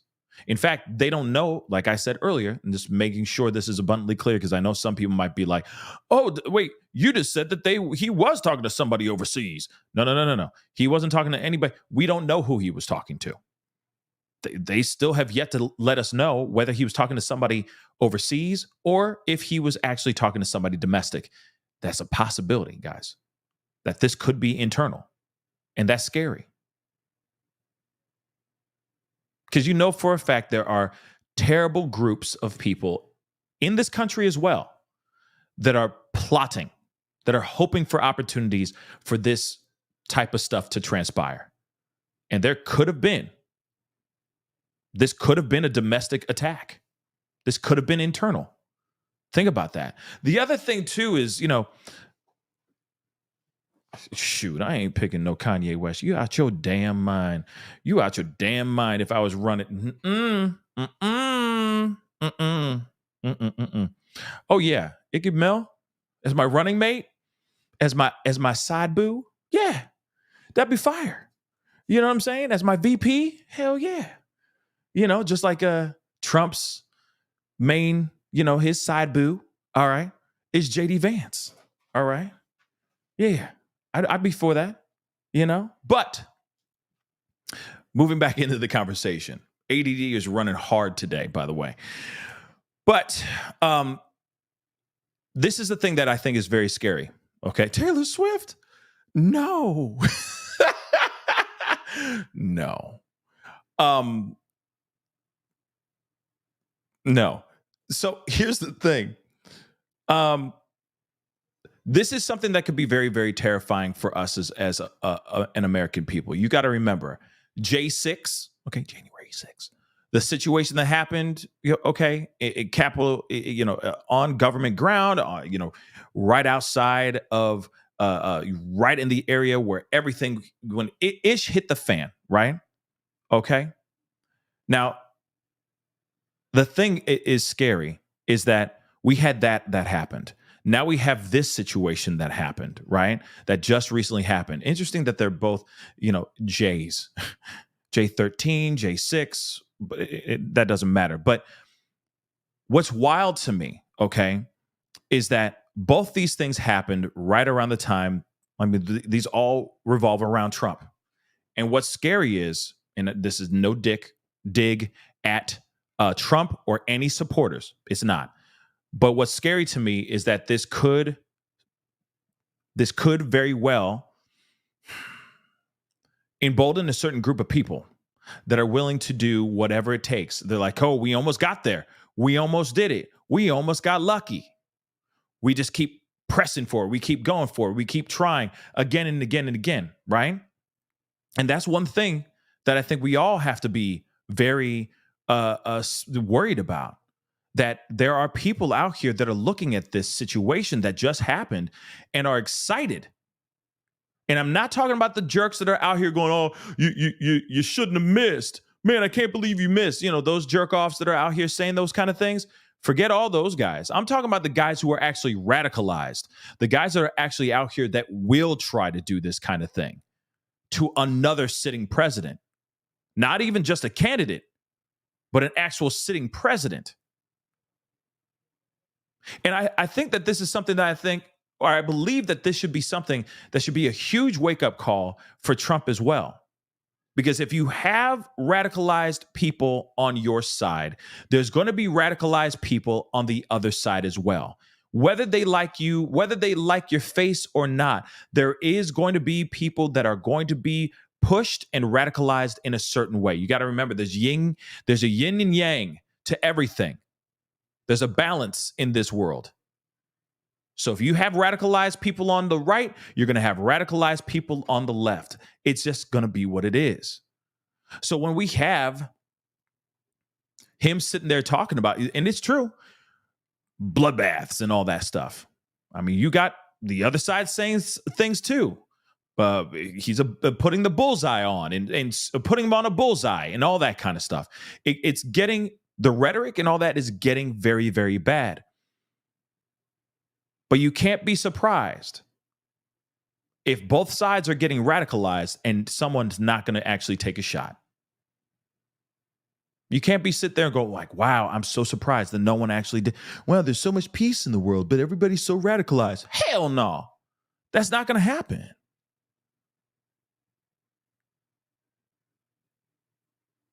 And I know, like, right now we are all sitting here going, all we are saying is give peace a chance, right? We're all sitting there saying that right now. But why weren't we saying that 4 years ago? Shoot, why weren't we saying that 8 years ago? We weren't. Things have just gotten worse. Things have gotten even more volatile. Things have gotten even more crazy. And that's the problem here. Okay? That's the big problem here.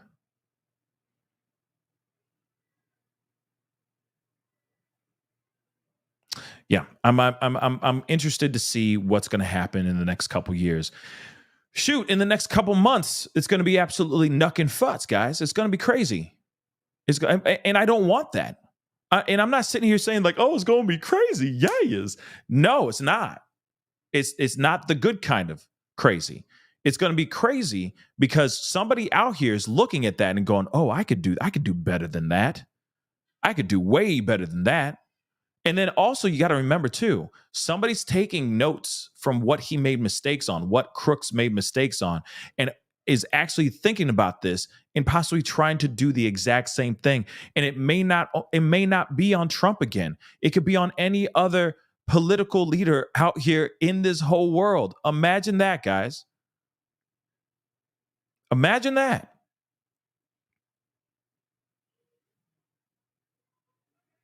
It's scary. Like I said, it's very, very scary. Let me get some of these super chats. Valerie, thank you so much. Wasn't yesterday's hearing heard by a different committee? Not sure if AOC was on yesterday's committee. No, she wasn't on yesterday's committee. But what's interesting is that, and it could be different committees. You're right. It could very well be that too. Because obviously, as you see and if that's the case, then, I retract what I said.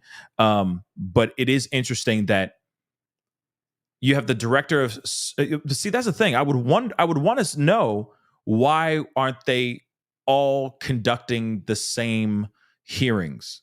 You have the director of Secret Service, then you have Homeland Security and State Police, and then you have today with FBI.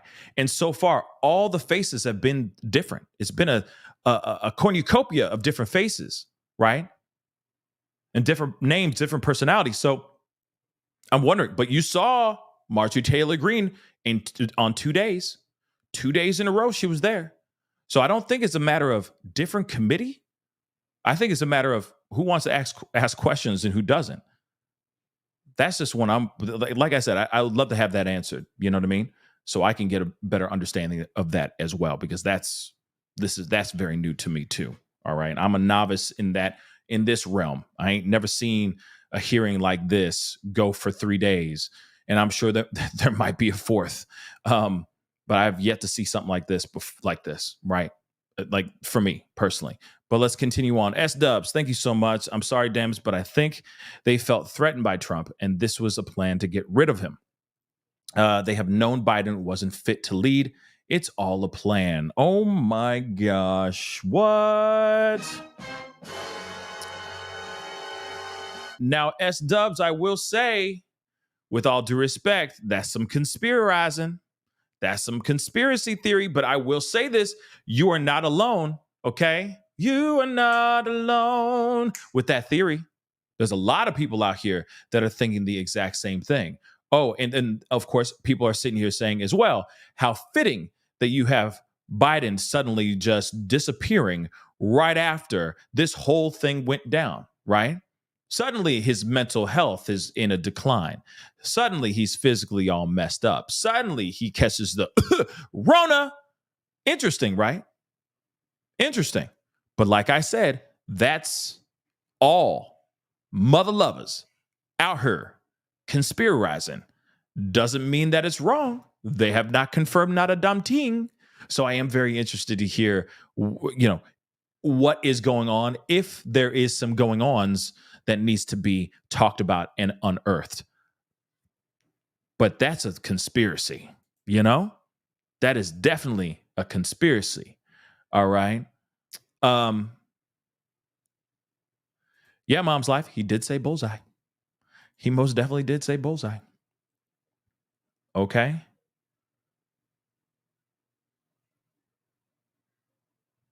Okay. Thank you, Tired. Okay. Each member of Congress is on multiple different committees, so it is possible that it is different committees questioning. Okay.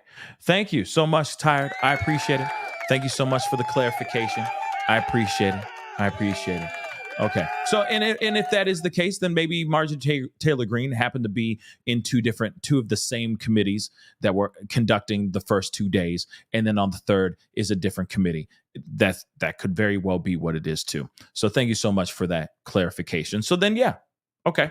But still, I still lean. If that's the case, then I still lean on the fact that they are still taking this opportunity to go in, right? And it's an opportunity to, flex their election muscles as well, their voters' muscles as well. Hey, voters, look at me, MTG, out here, yay, saying these questions. Don't forget to vote for me when the time comes. I'm fighting for you guys, so on and so forth. Okay. So, interesting.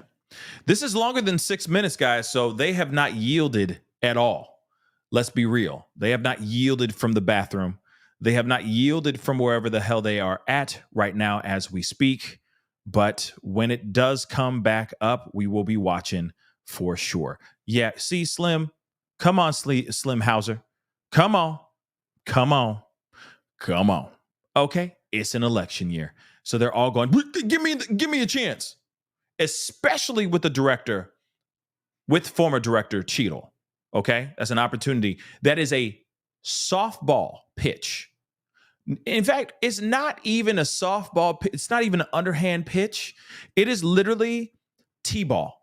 The ball is sitting there right there on the tee. You don't have to do a damn thing except swing. They're all going, hey, let me get this ground ball real quick. Let me hit this T-ball real quick. This is easy. This is a piece of cake. And they'll all vote for me because it's like, that part. Girl, she just said, you full of what? Girl, I'm voting for her. Who that? Macy? Oh, I love me some Macy. Look at her holding it down. Come on now. I'm voting for her. Come on, y'all. It's T-ball. And then they go, hey, Vote for me. You're a failure. Vote for me. Come on now. Come on now.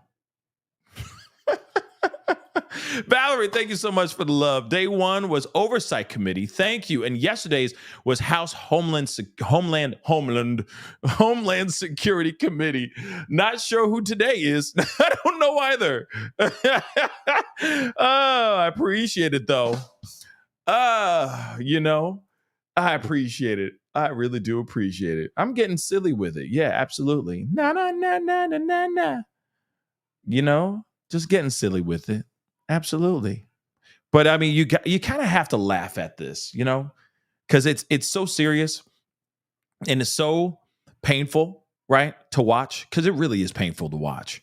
Doesn't matter. Even I will say so far, okay, this is not an attack, as you can see. First day was an absolute attack on Cheadle.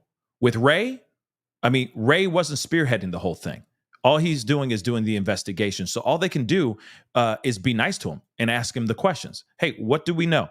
What did you find out in your investigation? And so on and so forth. Right? That's all they can do.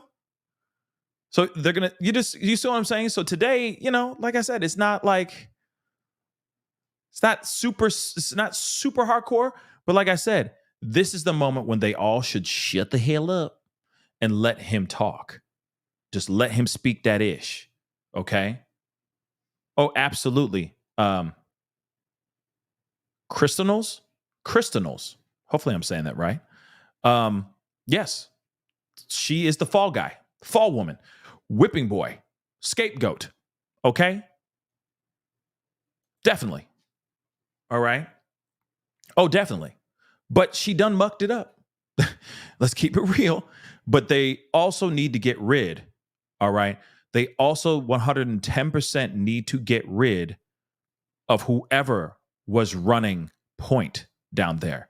Whoever was the commander, whoever was making the executive decisions right then and there, the operational decisions to be like, oh yeah, local PD got it.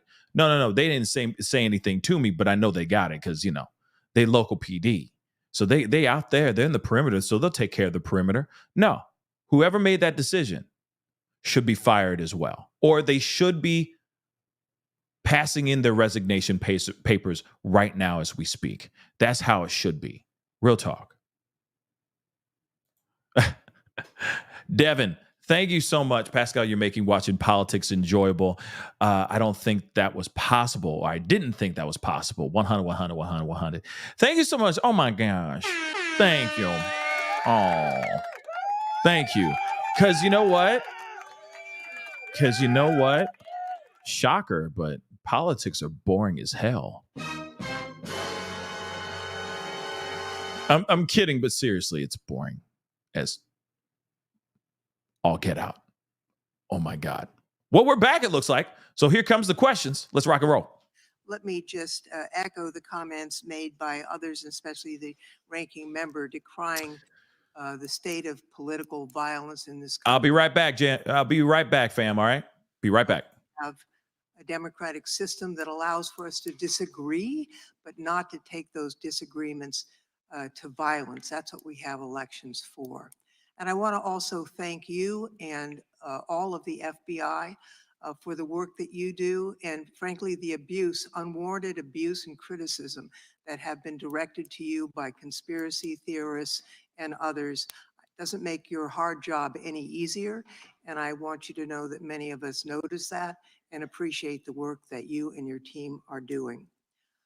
Let me just ask a couple of quick questions. First, many of us are interested in the motives of the shooter here.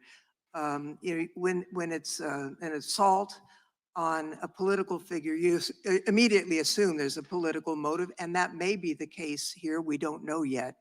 But I was interested in what you're seeing on his phone. The press has reported that he had pictures not only of Mr. Trump, but of Mr. Biden and various other members, political figures. Can you discern, was there an element of, mainly Republicans, maybe Democrats? Was it all over the board? Can you enlighten us about that? Well, this is a place where it's particularly important for me to reiterate the caveat that I've included before, because in this instance in particular, we have a lot of legal process out for additional accounts and things like that that the shooter is associated with. So we're hoping to learn more, and we're still exploiting a number of the digital devices. Right. I think it's fair to say that we do not yet have a clear picture of his motive. And I think it's important for me to explain, because I understand, of course, why everybody wants to know the answers to those questions. Often in an investigation, from interviewing people that the subject was in close contact with, looking at the individual's social media accounts, messages, often things, physical evidence in the person's residence. You might see a manifesto, things like that. We're not seeing that yet, but we are digging in hard because this is one of the central questions for us. What I can say is that the shooter appears to have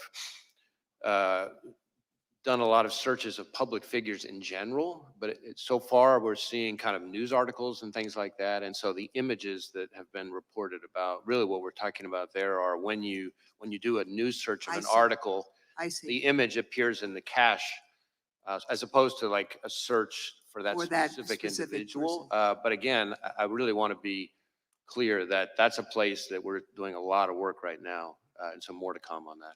Well, I thank you for that clarification.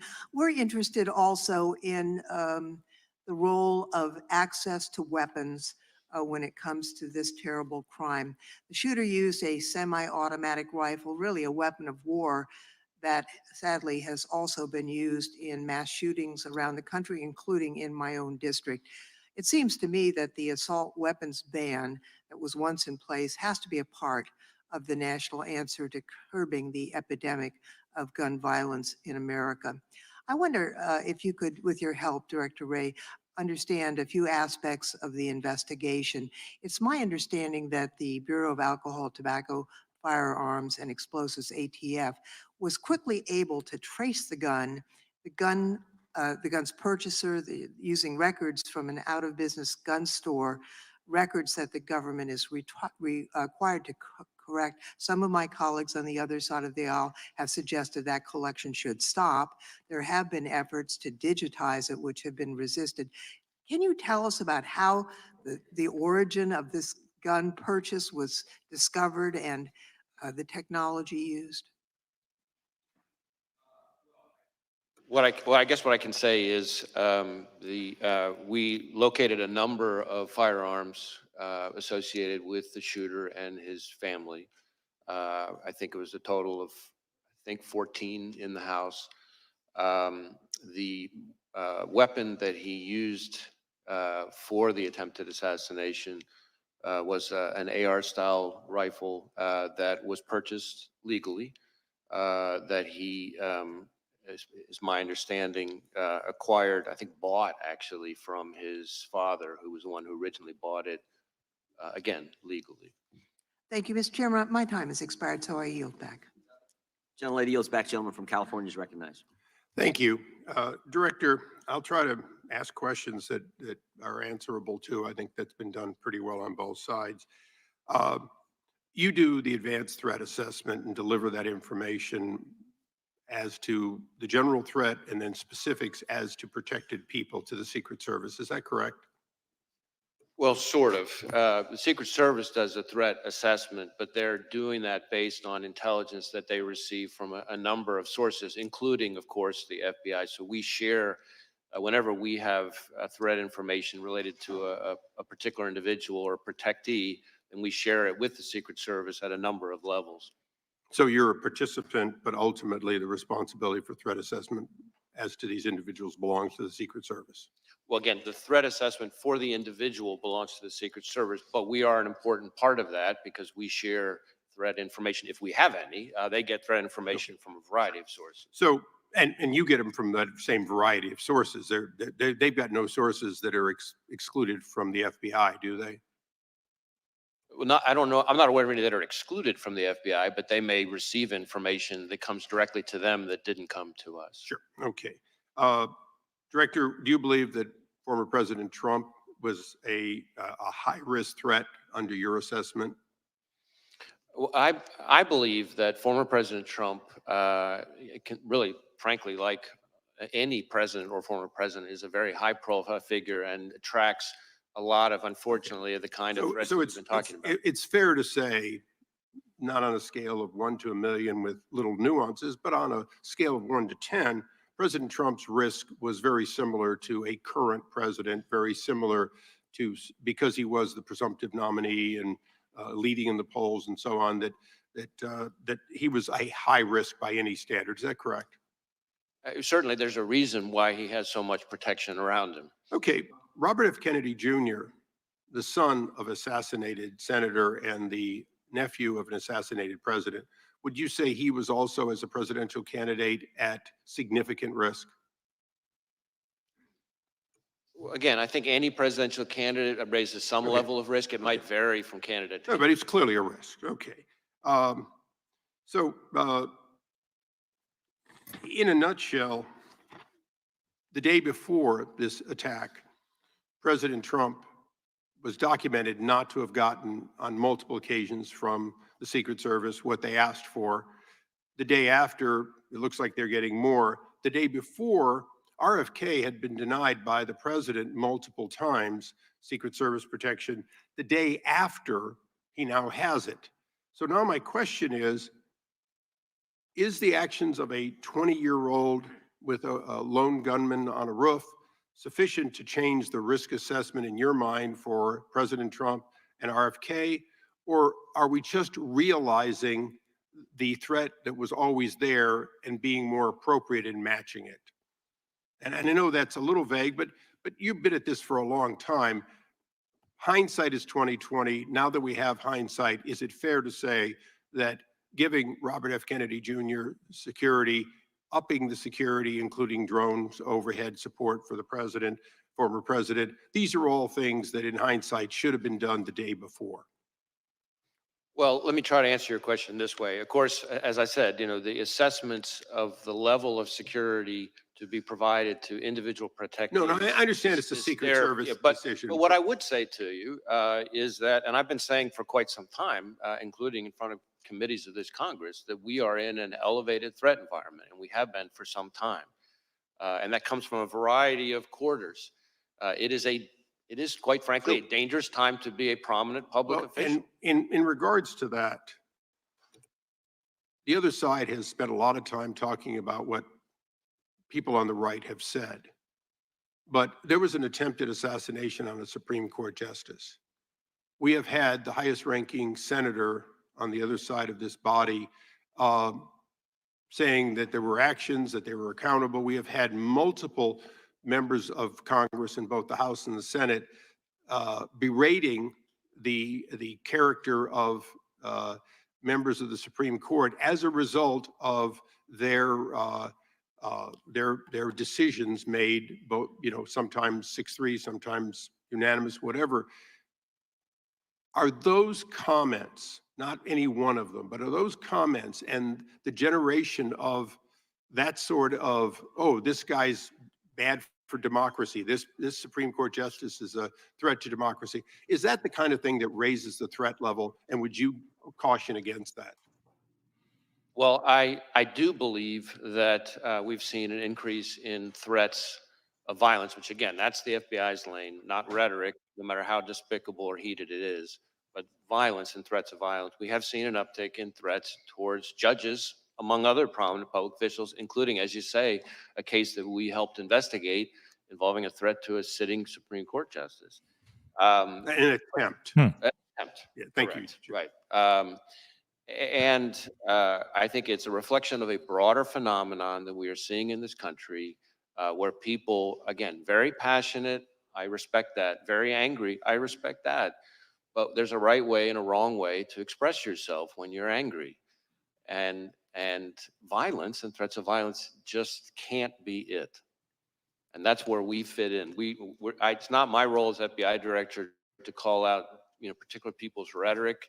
There's a place for that, but that's not my role as FBI director. But when it turns to violence and threats of violence, That has to be treated as unacceptable, and that's the way we look at it. Thank you, Mr. Chairman. I yield back. Director, when did the FBI learn that Iran was threatening President Trump's life?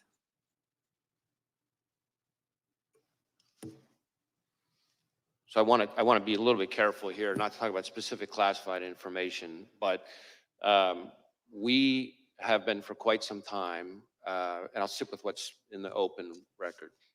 We, for some time, and I in particular for some time, have been calling out the efforts by the Iranian government to attempt to retaliate for the killing of Soleimani by going after current or former prominent U.S. officials. And we've even had an indictment against it. And I think that we need to recognize the brazenness of the Iranian regime, including right here in the United States. And I expect that we're going to see more of it, and I expect there'll be more coming on that. I'm not aware of any threat information related to protectees that wasn't, passed in a timely way, but I can't really get into specifics here. It's the minority's time here, but I just felt that was a question the committee needed to understand, and it sounds like you've known that for a long time, and that information was conveyed to the Secret Service? Any information related to threats against the former president, which again, as we've sort of talked about, is happens all too often, is something that we have a whole process we routinely share with the Secret Service at a number of levels in a timely way, and to my knowledge, that has consistently been followed. Gentleman from Georgia is recognized. Thank you, Mr. Chairman. Thank you for being here, Director Wray.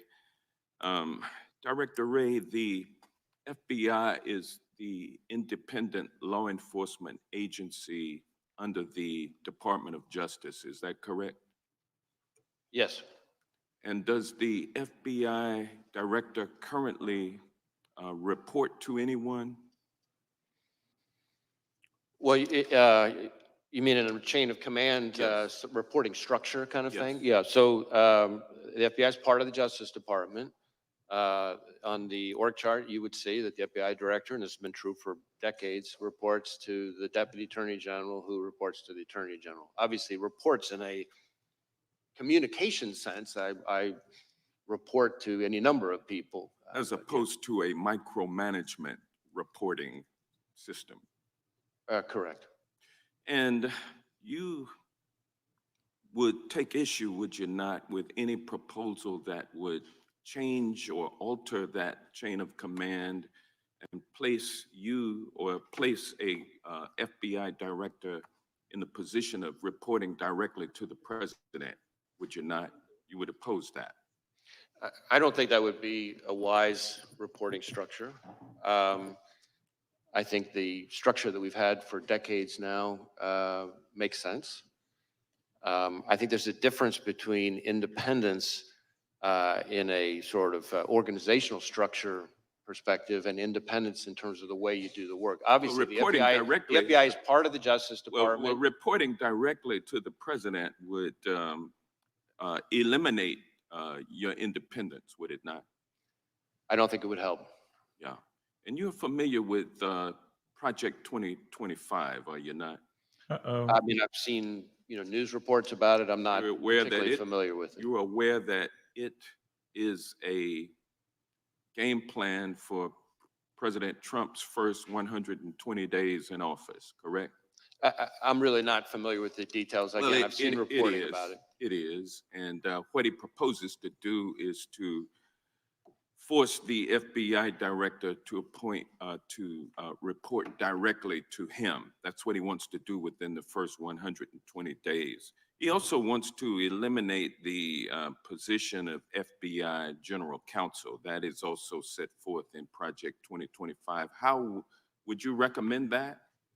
I think the FBI's Office of General Counsel serves an incredibly important role, including in terms of advising our workforce. We have 38,000 people. The idea of having an organization like ours, an independent law enforcement agency like ours that doesn't have its own general counsel's office doesn't make sense to me. Well, it would seem like any proposal that would force the director to report to the president, and then there would be no legal counsel for the director of the FBI. seems like it's an attempt to neuter the FBI and render it accountable only to the president. Isn't that correct? Well, let me put it this way. I recognize that the FBI director, this FBI director and every FBI director before me serves at the pleasure of the president. And that's part of our system. I was appointed by President Trump. I respect that. I think that's a part of our structure. But independence in terms of how we do our work is what matters to me. And we need to be able to do our work in a way that is free from political interference. Well, you wouldn't be able to do that by reporting everything you do to the president and getting his authority and approval before you take action, correct? I don't think that would be a wise approach.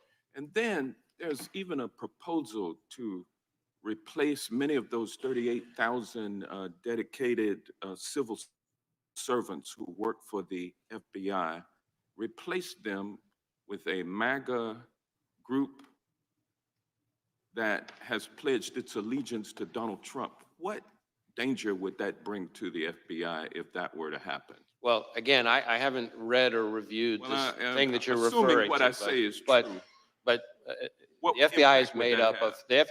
of 38,000 dedicated career law enforcement professionals. It has no political appointees of any kind, unless you count me as a You don't nominee want of the that to former change president. either, do I you? don't think that should change. You I don't think want that is a bunch that is of MAGA part of how we loyalists do our work. being Right. being the employees of the FBI. We're coming up on It 116 would- years of the FBI, and that's the way it has been for It 116 would years. be There's a reason. crazy to take 38,000 MAGA loyalists and put them at the FBI. That's frightening.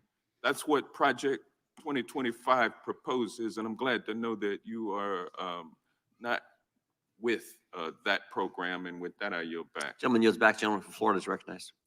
Was the shooter on the FBI's radar in any way prior to the assassination attempt? We did not have any information about the shooter. He was not in our holdings before the shooting. No communication in any chat rooms, no CIs or confidential human sources have any interaction with? No, we've run a thorough search for the subject through all of our holdings, and he was not in them anywhere. Were there any FBI agents or informants present at the Trump rally in Butler? Not to my knowledge. And Mr. George was talking to you about Iran. Were law enforcement resources diverted from the protection of President Trump to John Bolton as a consequence of concern that Mr. Bolton might have been the target of Iranian malign efforts? That's really a Secret Service decision. I don't know the answer to that. That's really something they would know better. What I can tell you is that there are a number of individuals. You mentioned one who we've brought a case, a specific criminal case for the Iranians targeting for assassination. But how the Are you Secret gonna Service get that answer allocates- to us, whether or not resources were diverted from Trump to Bolton? Is that just gonna be part of your review? I think that's going to be part of the reviews by the Inspector General. The Inspector and General for DHS, right? Of DHS Right, and the and I- outside Got it. panel. And I think after that's an important point because the Inspector General for DHS has really fallen out of favor with the administration because he's been pointing out all the problems on the border with Mayorkas and Biden. And we're always kind of worried that they're about to fire him, which would be a really bad idea now that this role that you've identified is so critical. Be a bad idea to fire the IG for DHS during the pendency of this, right, Mr. Director? I don't think that would be a good idea. I'm with you on that. So I want to zoom out a little bit. How often do you brief President Biden? You mean on this No, just specific generally. case? No, in your role as FBI director. I mean, I don't know that I could give you a number. Is it like weekly, monthly, daily? It's not at a regular cadence. There have been times when there have been months at a time when I haven't, and then there have been times when several days apart I have. Okay. It's always with other people. The vice president, is she typically there? Often has been. Okay, so when did you notice his decline? In my interactions, in my role, all my interactions with the current president have been completely professional. Right, but I mean the cognitive decline. I'm not saying he treated you unprofessionally, just maybe not picking things up as quickly as he used to. Again, I don't meet with him very often, but what you're describing is not something that I've observed during my I mean, It's a bit of a left turn, don't you think? often that the ranking member and Mr. Schiff on this committee have said that he could no longer continue as a candidate. And so since you're the FBI director, I was just sort of wondering, like, who's running the country?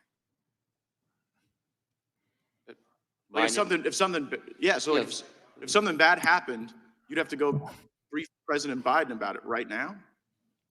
God forbid? And on any number of occasions, I have briefed the president, and as I said, those briefings have all been uneventful and unremarkable. Oh, I can imagine them being uneventful. But in the work where the vice president's also present, like you say, there's like more than half the time there's these briefings, she's there too? I don't know if I said more than half the time. Certainly, there have been times where she's been present. There have been other times where she hasn't. I take you at your word when you say this is the most complicated threat environment you've ever observed over a long career in law enforcement. And I'm just kind of wondering, with this assassination attempt, with the invasion at our border, with all the Hamas that have been let in that you've talked about and briefed about, like, is Biden up to it? And if he's not up to it, and you're a guy regularly briefing him, like who's been in on this conspiracy to hide the real Joe Biden from all of us for years? Say It what? never occurred to you that this guy wasn't up to it in all these briefings he did? As I said, my briefings with the president have all been completely fine. Were they I between briefed, 10 a.m. and he's 4 asked p.m.? questions. There hasn't been anything of note in the area that you're talking about. Yeah, did you ever have to brief him before 10 a.m. or after 4 p.m.? We hear those are as good hours. Wow. What is the point of this? I've certainly times that I have briefed have included outside those hours. Right. No, homie. I just, I think the American people want to know how we got to this point with someone who's so diminished his own party has basically put him out to pasture. And since you had close proximity and the vice president had close proximity, I'm just kind of wondering if you were being straight with all of us about how things were going with him. I guess we'll have to figure that out. You can count on me to be straight with you, sir. We'll see. Gentleman yields back. Gentleman from Tennessee is recognized. Thank you. Firstly, I'd like to recognize, unfortunately, the fact that our colleague and my colleagues side by side made for many, many years in this committee. Sheila Jackson Lee is no longer with us. She was a great member and a force for America, and her loss is felt and great. Secondly, I'd like to say to the FBI director that there were some remarks made when you were introduced, preemptory remarks saying that people don't have great faith in the FBI and et cetera, et cetera, et cetera. I have great faith in the FBI, and I think most of us on this side of the aisle do. We appreciate your work and appreciate your being here. Some on the other side of the aisle have cast aspersions upon the FBI and upon law enforcement. And if they don't want to support law enforcement, that's their business. But I support law enforcement, and the FBI is the top rank of law enforcement in our country. So I thank you and all of your people that work with you. Secondly, there's been some questions about the FBI maybe being weaponized. Did President Biden ever ask you to get involved in the case in Orlando, Florida, where Kevin McCarthy says that Mr. Gates is investigated for some sexual involvement with a 17-year-old girl? Did the president or anybody in the Democratic Party, as Mr. McCarthy has suggested, weaponized you and tried to get you involved in that case? Good. Thank you. Just wanted to make sure of that. Wow. Butler, Pennsylvania. I read something about a ladder. He used a ladder to get up on that roof. And the Shots fired. Distance away. Is that true? Bruh. So we do have the ladder. I think if I recall correctly, it was about a 5-foot tall type of ladder. But importantly, we did not find the ladder at the scene. So it's not clear that he used the ladder to get on top of the roof. So you don't think we're the ladder... still digging into all that, things related to the ladder and his access to the roof. But he did buy a ladder, but the ladder was not found at the scene. Ladder didn't have any feet on it. It didn't walk off. Oh, yeah, right. Thank you, sir. There have been a lot of threats against public officials. We've seen Mr. Simpson terribly shot, and we saw Gabby Gifford shot, and other Congress people, and many of us have had death threats. And the FBI has, I think, been made aware of those to help protect us, and I appreciate that greatly. But we've also had election officials and poll workers threatened. What is the FBI doing in consultation with other law enforcement to ensure every eligible voter can safely and confidently cast a ballot this year? So when it comes to threats to election workers in particular, we participate in the election threats task force that DOJ set up. We also, and there've been quite a number already of arrests and convictions under that task force. We have got a number of investigations underway that involve all kinds of threats to election workers, ranging from online threats to there was even some mailings that included fentanyl. So there's been a number of types of threats to election workers. And these are, after all, people who are putting in their own time for the good of the country to try to help us have a functioning democracy. And so the idea that they would be targeted with violence is just outrageous. We are sharing information with election officials about things to be on the lookout for. We have election crime coordinators in all 50 You'll be prepared for election day with additional, FBI will be looking out for. Yes. Thank you. Thank you. Jeffrey Epstein, been in the news a lot lately about involvement with certain people high in politics involved. Did the FBI conduct the raid on his townhouse in New York when he was incarcerated in New York? There was a raid on his East Side townhouse. Well, I don't know about a raid. I know we executed a number of searches in the course of our fairly extensive investigation Can you related to tell Mr. me Epstein. during that search if you came across and have within your possession of the FBI tapes of him with other individuals that he might have taken in people in compromising positions? Yeah, I don't know that there's anything I can share related to that. I can see if there's information we could provide and maybe get back to you on it. If there were tapes of people in prominent positions, friends of his he posed for pictures with, possibly in compromising positions, it would be, the public, I think, has a right to see those. Well, I mean, how we handle evidence recovered in a criminal investigation has all kinds of rules that apply to it. I recognize the intense public interest in the subject, but we have to follow our rules. But I'm happy, like I said, I'm happy to follow up with my team on it. Thank you, sir, and I appreciate your service and thank you for being here today. Gentlemen, yield the last 5. The chair now recognizes the gentleman from Arizona. Thank you, Mr. Chairman, and thank you, Director Ray, for being here. How many shots did the shooter fire? Well, we know that he fired at least 8 because we recovered 8 cartridges on the roof. Okay, and are all the cartridges and the unspent bullets, have they been, you know how many there are, you've accounted for all of those? I assume, yeah. We believe we have. Again, was lots of work still ongoing, but yes, we believe we have accounted. And did the recovered shells, the cartridges, match the shooter's rifle? My recollection is yes. And you conducted analysis that confirms that? Well, we work with ATF, but yes, so some of the work has been divided up. But. And how many shells casings were recovered from the location of the counter snipers? I'm sorry, I couldn't hear the last part. From the counter snipers location. That I don't have the answer, at least here at my fingertips. Okay.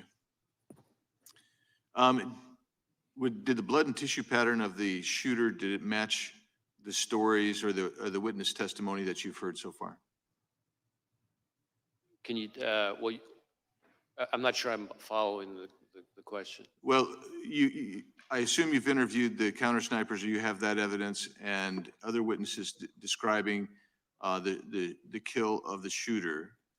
And I'm wondering if the blood and tissue and brain matter is consistent with the testimony that you're receiving. In other words, is the physical... In terms of the manner of death? Exactly. Is the physical evidence consistent with where the shot from the counter sniper took place? Yeah.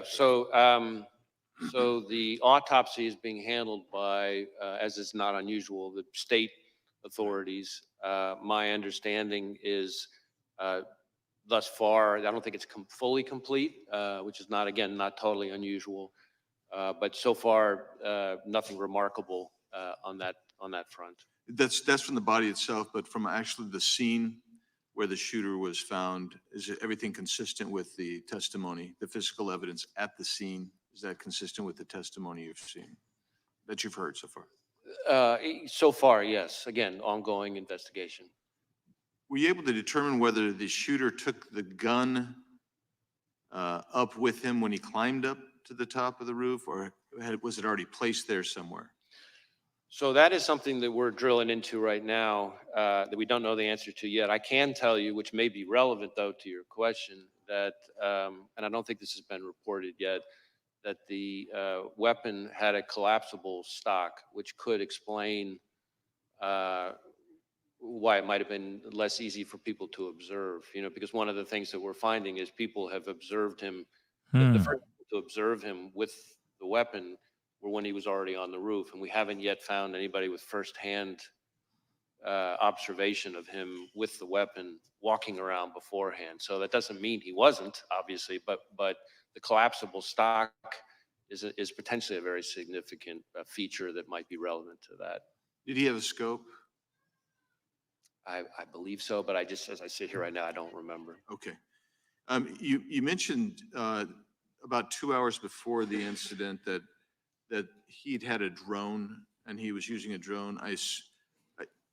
Instead of me putting words in your mouth, just tell me how you discovered the drone, how you discovered the time, and how you discovered, if you can describe what he would have been observing with the drone and how you determined that. So this is something that's very much ongoing right now. We're going back and forth with our lab as they continue to do work on it. What I would say is the drone was in his car. As I said, we've been able to, by exploiting the drone, determine its use and flight paths. There were no pictures or videos on the drone of the day of the rally, for example, but we have been able to reverse engineer the flight path of the drone from the day of the rally. And that's how we know that for about 11 minutes from, I think it's around 3:50 p.m. to 4 p.m., somewhere in that range, he was flying the drone, and we have the flight path. It's about 200 yards away from where former President Trump would ultimately be speaking. And so that would have primarily given him a vantage point. I'm trying to think how to describe this. If the former president's podium is that way, yeah, the drone would be over here looking, say 200 yards again off this way, looking back. So it would have shown the shooter, we think, again, we're still doing more work on this. I really want to qualify what I'm saying, but I'm trying to be transparent and lean in here. We think it would have shown him kind of what would have been behind him. But when you say behind him, behind the shooter. Correct. Like, in other words, almost like giving him a rear view mirror of the scene behind him, except again, he wasn't flying it overhead while he was later back for the assassination. But he would have had, with the drone, he would have been able to also assess kind of what, because the stage, I assume, was already set, he would have been able to assess that angle with rooftop as well, forward and backward, I assume. Well, certainly going towards the podium. Again, we're still trying to figure out exactly what he saw, because we're having to, in effect, because there's no recording of what he saw during those 11 minutes, our hypothesis at this point, the experts think he would have been live streaming it. And so we're trying to, in effect, say, okay, if this was the flight pattern, given these capabilities of the drone, what would you have seen? What could you have seen for those 11 minutes? And again, it wasn't over the stage or the kind of the hub of the rally. It's about 200 yards away, but it looks like it would have been looking, let's say, length of a football field or so, more, kind of towards the podium. Great, thank you, Mr. How many separate times was the shooter on the premises? So again, with the caveat that we're continuing to do work on it, we believe that the first time he traveled to the grounds was, I think, a week before, and he spent roughly 20 minutes there. Then he went to the grounds again on the morning of the event, it appears, for about 70 minutes, I think. But again, I qualify that. I'd have to go back and look to be sure of that part. And then he came back in the afternoon. So that would be, I guess, a third time for good. But that included things like this drone activity we just talked about. Gentleman from California, Director. Thank you, Mr. Chairman. Director, thank you for appearing. Thank you for the extraordinary job that you're doing. Please convey our thanks to the men and women at the Bureau for their incredible work. I've worked with them since I was an assistant U.S. attorney more than 30 years ago. Let me start with a threshold question I'm curious about. When I applied to be an assistant U.S. attorney, I had to go through a background check. Do candidates for the FBI have to go through background checks? Yes. Would someone with dozens of felony convictions survive a background check for the Bureau? No. So they would never be hired by the Bureau? No. Well, clearly the Bureau has, you don't have to comment on this, I know you won't, but clearly the Bureau has higher standards for their hiring than one of America's great political parties. Let me turn to the events of the tragic shooting. Have you been able to gain access to the shooter's electronic communications, social media, and with the caveats that you mentioned that the investigation is still early, have you been able to make any deductions or are there any indications of the shooter's motivation from those electronic holdings? So in terms of our ability to access it, we have been able to get into and exploit a number of electronic devices, digital devices, but not all of them yet. And then within his various accounts, we've been able to get access to some of them, but some of them we're still waiting on. Some of them we may never get access to because of the encryption issue that it presents an increasingly vexing barrier for law enforcement, not just the FBI, but for law enforcement all over the country. But we're still drilling into that. We have some information. Some places we've been able to look. Some places we will be able to look. Some places we may never be able to see, no matter how good our legal process is. But that's what we're looking at right now. In terms of what we've been able to find so far, a lot of the usual repositories of information have not yielded anything notable in terms of motive or like ideology. Having said that, it does appear fairly clear that he was interested in public figures, kind of more broadly, and I think this is important, that starting somewhere around July 6th or so, he became very focused on former President Trump and this rally.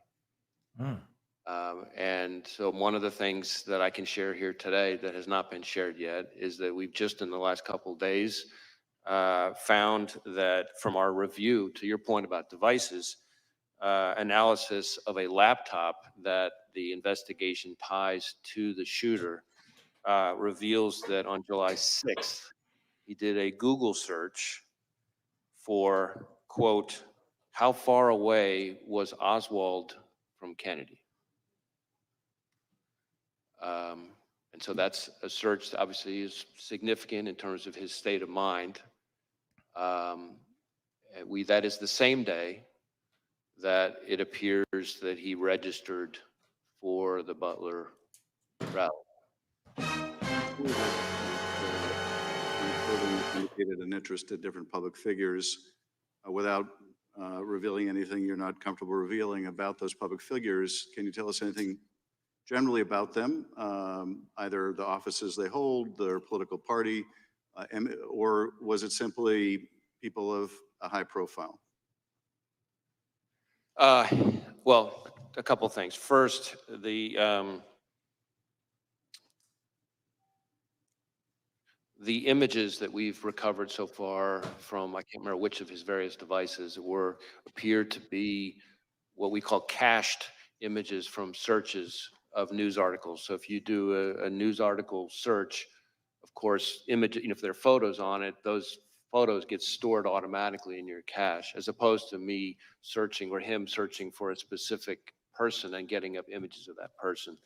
As far as the pictures that are like that, doesn't seem to be a whole lot of rhyme or reason to it so far, other than these are all prominent public people, but they cover both parties, they cover both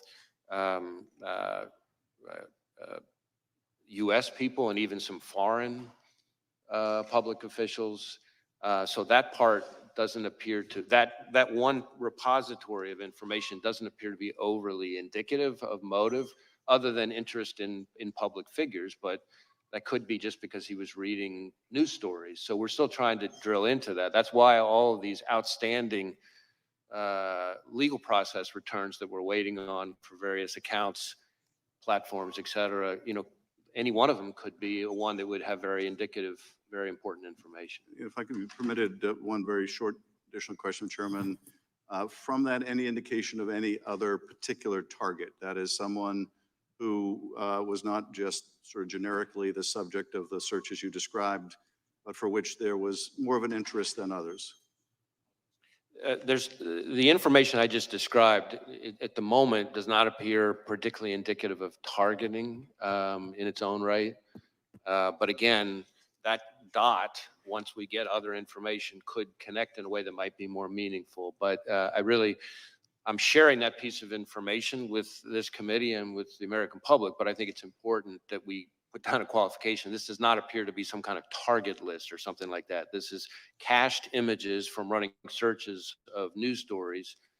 And again, there's nothing at the moment, there's no pattern from that particular piece of information that is overly remarkable so far. Thank you. Thank you, Chairman. Gentleman yields back. Gentleman from California is recognized. Mr. Director, you previously told us that you consider the situation on the southern border to be a massive security threat to our country. Is that still your assessment? I stand by my prior testimony. And in fact, just in the last month or so, we've done, conducted a significant series of arrests. I say we, our Joint Terrorism Task Force is working with ICE of a number of individuals with suspected international terrorism ties. And I have also been very vocal about the fact that since the last time I appeared before you, that we are increasingly concerned about the possibility, not just of a foreign terrorist inspired attack, which is very much a concern, but even the potential for a coordinated foreign terrorist attack, perhaps like what we've seen against the concert hall in Russia, for example, but just here in the United States. Well, the 19 suicide bombers who overstayed visas were responsible for 3,000 American deaths on 9/11. What's your best estimate of the number of foreign terrorists who are now in our country? I don't know that I could give you that number. What I can tell you is we have lots of foreign terrorism related investigations, but that doesn't mean that all of them came in, illegally or anything like that. It seems to me that the simplest act of terrorism would be for dozens of guerrillas to attack low security, high density venues, for example, Friday night high school football games all across the country at the same hour. Bombs and automatic weapons that would produce thousands of casualties from coast to coast in a matter of minutes. How likely is such a scenario?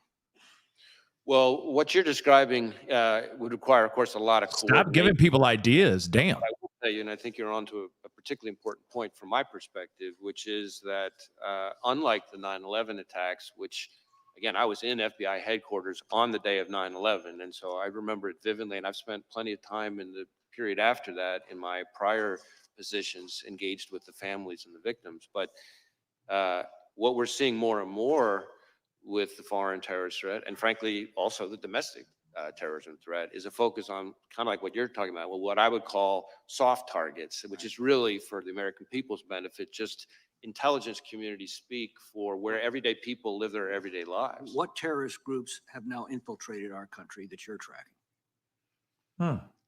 Well, I don't know that I would say infiltrated. We have investigations as we speak that relate to ISIS and its affiliates. We have investigations as we speak that relate to Al-Qaeda. We have investigations as we speak that relate to Al-Shabaab. We have investigations as we speak that relate to the Iranian proxies, Hezbollah, and so frankly, even the IRGC Quds Force itself. What foreign criminal gangs are now in our country that you're most concerned with? Well, foreign criminal gangs, we obviously have investigations, a lot of investigations into, gangs like MS-13, for example, and some of its counterparts.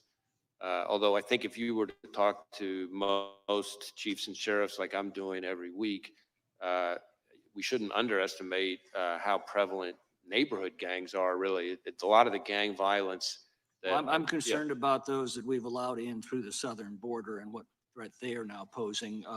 Do you believe that the vetting performed at the southwest border is adequate to ensure that aliens with terrorist or criminal gang ties are not being released into the United States? Well, it's not really for me to speak to the vetting. What I would tell you is that You have to deal with it once they're released into the United States. and one of the concerns that I have, which I touched on briefly in my opening, is there's been a lot of focus on the number of known or suspected terrorists encountered at the border, and that number has increased over the last 5 or 6 years, and that should be of concern. But frankly, to me, the bigger concern is the individuals who weren't either weren't on the watch list at the time they came in because there wasn't information known yet that ties them to terrorism, and it's only after they get in that some new piece of information develops somewhere overseas, and now we know. That's a bigger concern. We've been warned that they basically vet against a blank sheet of paper. If they don't have a record in this country, Border Patrol probably doesn't have any record. They're released into the country, and you find out later of the dangers. Right, or if they use fake documents and there aren't biometrics to connect them.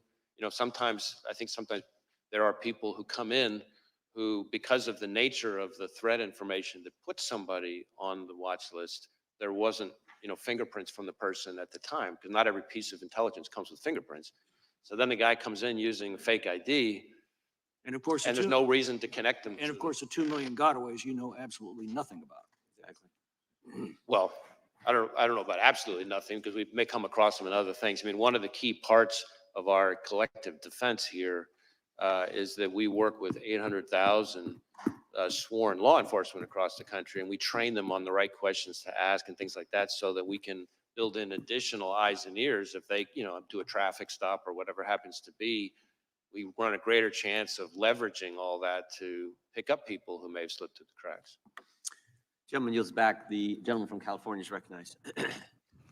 Director, we're about 100 days until the election. Russia has attacked our democracy in past elections. Are they seeking to do it in this one?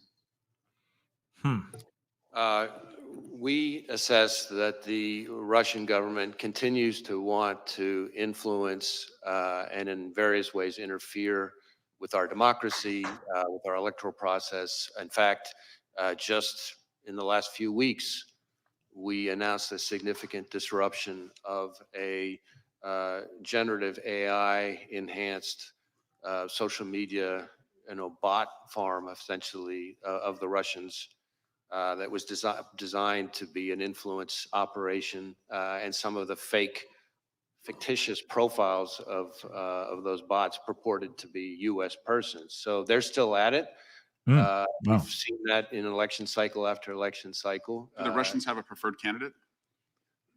I'm not sure that I could speak to that here, but certainly what I would tell you is it's not just the Russians, and I think that's important for people to know too. There's a lot of attention to the Russians, as there should be, but we also know, you may recall that in 2020, Director Ratcliffe and I announced an effort by the Iranians to try to interfere, and then more recently, we've had indictments related to China. 34 Chinese MPS officers creating fictitious personas, posting false information online, full of narratives designed to sow divisiveness, discord, undermine us. And I'm talking about narratives that they were pushing, again, purporting to be Americans, but actually Chinese MPS officers. For example, trashing any suggestion that COVID came from a lab leak, or trashing U.S. law enforcement on the occasion of the anniversary of George Floyd's death. And shifting to the attempted assassination on the former president, I want to make it clear, in America, violence has never been the answer. Not on a certain day in January. You said that yesterday. In July. And I just want to go through the shooting just briefly with you. How many armed officers were within the perimeter, just ballpark figure? That really goes to the security posture, which is the subject of the DHS Inspector General's review and the outside panel, independent panel that's Would you say probably more than 100 though? I have to believe that number, but I don't have that number at my fingertips. Our focus is on the shooter and his attack. And the shooter was able to get 8 shots off before he was killed. That's what it would appear, yes. Type of weapon used by the shooter was an assault rifle? Was an AR style rifle. So that means 1 trigger pull, 1 round. Is that right? Essentially. Do you like to shoot? Do I? Yeah.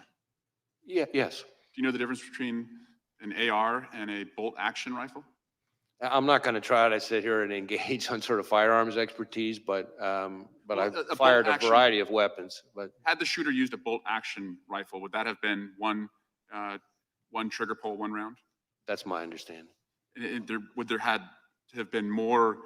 Well, on an assault rifle, trigger pull round, bolt action non-assault rifle. What's the difference? Is it faster, slower? He was able to get more rounds off more quickly than he would have with other kinds of weapons. And that's my point, is that we can add additional resources to protect political candidates, and we should. The people who went to that rally deserved to be protected from gun violence, just like the students at Parkland deserve to be protected from gun violence, just like the babies at Sandy Hook deserve to be protected from gun violence. So we'll devote more resources. We've added a presidential candidate who is also now protected. But if we're being honest with ourselves, we have armed this country to the teeth. And we have allowed the most dangerous people to have access to the most dangerous weapons. I say that as a parent of a 7-year-old and a 5-year-old and a 2-year-old, the 2 oldest who have done multiple mass shooter drills in their classrooms. I say that as a brother to 2 police officers who walk a very violent beat. And I say that as an elected official who believes that my colleagues deserve to be as safe as I deserve to be when we are at political rallies. And so we really need to step back and think, if we allow these weapons to be in our country, can we truly protect our elected officials? And can we truly protect, most importantly, our children and the next generation? I yield back. Gentleman yields back. It is good to have Mr. Massey back with us today. Some of us had a chance to go to Kentucky over the last few weeks and visit with Thomas and his family and hear all kinds of wonderful stories about Rhonda. Amazing, amazing lady, gentle spirit, and we're glad to have Mr. Massey back with us. And the next 5 minutes belong to you, Congressman. Thank you, Chairman. Director Wray, how many counter snipers were present at the rally that day, and which of the counter snipers took the shot that took out the would-be assassin? Good question. I don't have the number of counter snipers. I know it was the Secret Service counter sniper who took the shot that eliminated the shooter. I heard different. We've did a number of interviews, including of him. So was it one of the 2 that we see in the videos on top of the roof, or was it a different location that was shot? I'm afraid I don't have that at my fingertips here. Okay. You mentioned that the would-be assassin bought a 5-foot ladder. You have a credit card evidence of that, but it looks like on the scene there was a larger ladder that he might have used. Do you know which ladder he used to get to the roof? And do you have possession of that 5-foot ladder and the other ladder? And do you know how the taller ladder got to the scene? So this whole business about the ladder is something we're drilling into more. We do have possession of the 5-foot ladder that he purchased close in time to his attempted assassination. That we've traced the purchase of that ladder from a receipt, a bloodied receipt that he had on him at the time his body was recovered on the roof. We do not yet know for sure how exactly he got up on the roof. We're looking at, various forensic pieces to try to kind of piece that together. So more to come on that. Do you know where the 5-foot ladder was found or retrieved? Was it near the roof, or was it still in his vehicle? Neither. I don't have it in front of me, but I know that it was not. I know that it was not on scene, and I know that it was not in his vehicle.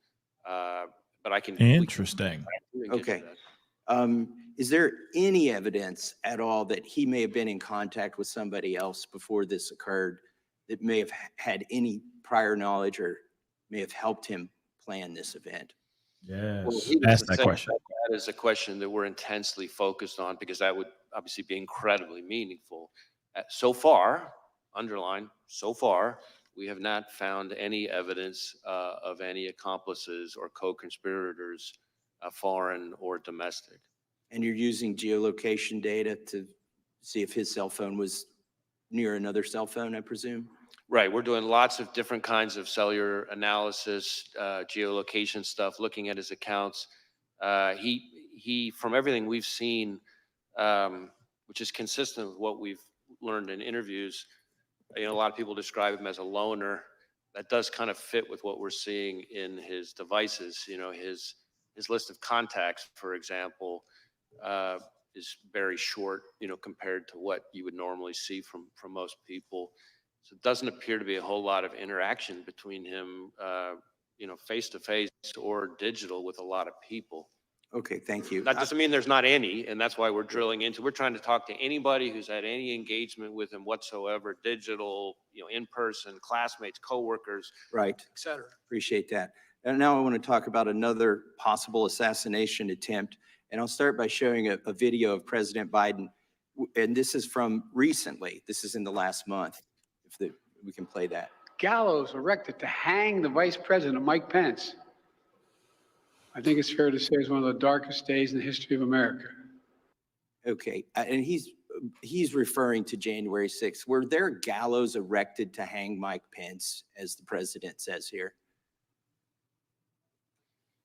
I'm not aware of any physical gallows. I can't remember whether from a Come on. demonstration perspective, there may not have been some kind of replica or Yeah. symbol of something like that. That's my impression. Can we show, can you raise that up so you can see it? It looks like there was some kind of prop that was built. The construction doesn't look like it lends itself to actually hanging somebody. It's more of a prop, I think, as you suggested, that was erected on January 6th. But if the president were correct, that these gallows were erected to hang Mike Pence, that would be a very serious allegation, wouldn't it? I would take it very seriously, yes. Has anybody been arrested, or do you have any leads in conjunction with the erection of this gallows? We had a picture here on the screen, if you can show it again. It was just up there. There's an individual here who's seen on near these gallows. Has he been arrested? Have you identified this person? I don't know that I could speak to this specific person or the gallows that are pictured on the image. We have had, I think, 850 people who have pled guilty to federal crimes related to January 6th. And I think, another 180, I think it is, convicted at trials. So I can't be sure. And some of them merely for going into the Capitol. But here, the president suggests that individual intended to hang Vice President Pence, which it seems like kind of a wild claim myself, given the construction of those gallows. But if we are to take him seriously, or even if we aren't, let me just finish by saying this. If you have no leads, or you're not sure if anybody who erected those gallows was arrested or is being investigated, were there any confidential human sources involved from the FBI or any other agency in the erection of that prop, those gallows? I'm not aware of anything like that. All right. Thank you. I yield back. Gentleman yields back. Gentlelady from Washington is recognized. Thank you, Mr. Chairman. Welcome, Director Wray. Political violence of any kind is dangerous, unlawful, and totally unacceptable. Just as we all watched and then unequivocally condemned the attempted assassination attempt on our former president, I wish that we could all come together to unequivocally condemn the act of political violence on January 6th, instead of defending props that were used that were harmful, dangerous props of gallows, attempting to show what people wanted to do to Vice President Pence. Extremists attempted to subvert our democracy in the worst assault on the US Capitol since the War of 1812. Many of us were trapped in the gallery that day. We feared we would not make it out. Insurrectionists were chasing down former Speaker Nancy Pelosi and then Vice President Mike Pence. And I myself have been the direct target of political violence when an armed man with a gun showed up at my door, threatened me and my family, and we actually ended up having to move our home. So I understand the increased tenor of political violence that is racking our country. It has been on the rise, fomented by violent and dehumanizing rhetoric from top public officials, including the former president and members of Congress, sadly, and bolstered by the proliferation of easily accessible guns, including assault-style weapons. All of this violence is unacceptable, and I wholeheartedly condemn it. I just hope we condemn all of the violence, not just one or two incidents. Mr. Wray, today I want to focus on the role of the FBI and the need for the Bureau to remain politically neutral and independent. The FBI cannot and should not be subject to the whims of any president. The majority apparently doesn't think that the FBI needs to be politically neutral and independent. They want an FBI subordinate to the president, not accountable to the American people. That is one part of a larger plan to undermine our democracy, to remove the checks and balances that have protected us, and ultimately to subvert our freedoms. That agenda, promulgated by the former president, his loyalists, and their MAGA allies, is called Project 2025. It is publicly available online. I encourage everyone who's watching this to Google it. It includes plans to undermine every part of our government, including the FBI. Trump's Project 2025 agenda says that the director of the FBI must not be independent of politics, but instead must do whatever the president orders. Under Trump's Project 2025, Trump loyalists would undermine the non-political and independent structure of the FBI. Project 2025 openly calls on the next conservative administration to support, quote, a vast expansion of the number of political appointees in every office across the DOJ, especially the FBI. And so, Mr. Wray, given your extensive experience as a law enforcement professional at DOJ across multiple Republican and Democratic administrations, why do you think it's important that the FBI maintain political independence from the president?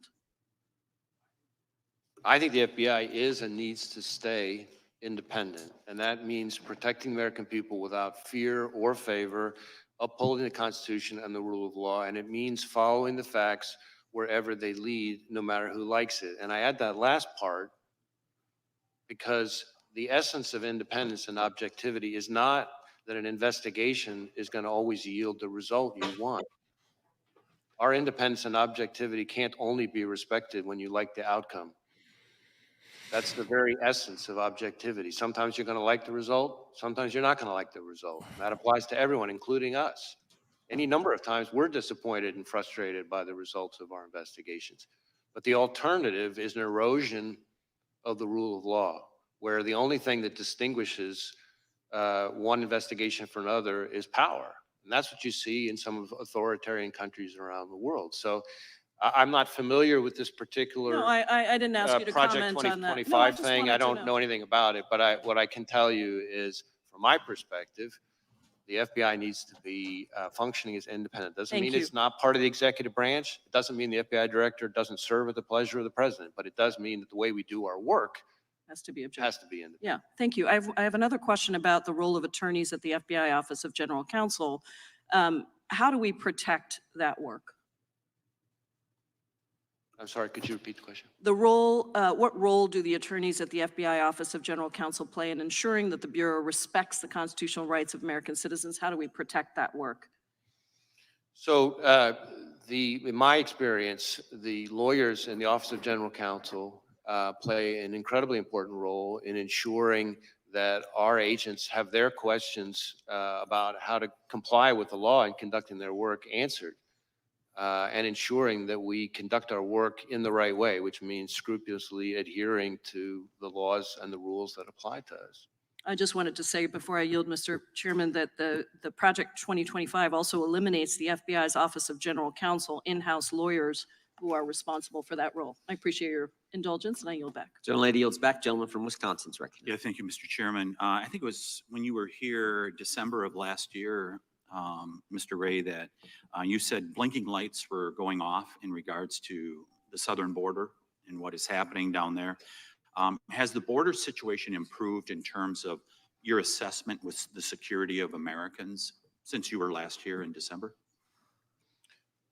Well, I guess a couple things, and I appreciate the question. So first, the blinking lights comment that I made refers more broadly to the threat environment that I'm seeing as FBI director across a wide range of threats. Contributing to that in a variety of ways are the threats that emanate from the border. So it's not a comment just on the border issues. It's the threat environment that we face more broadly, in my experience in law enforcement.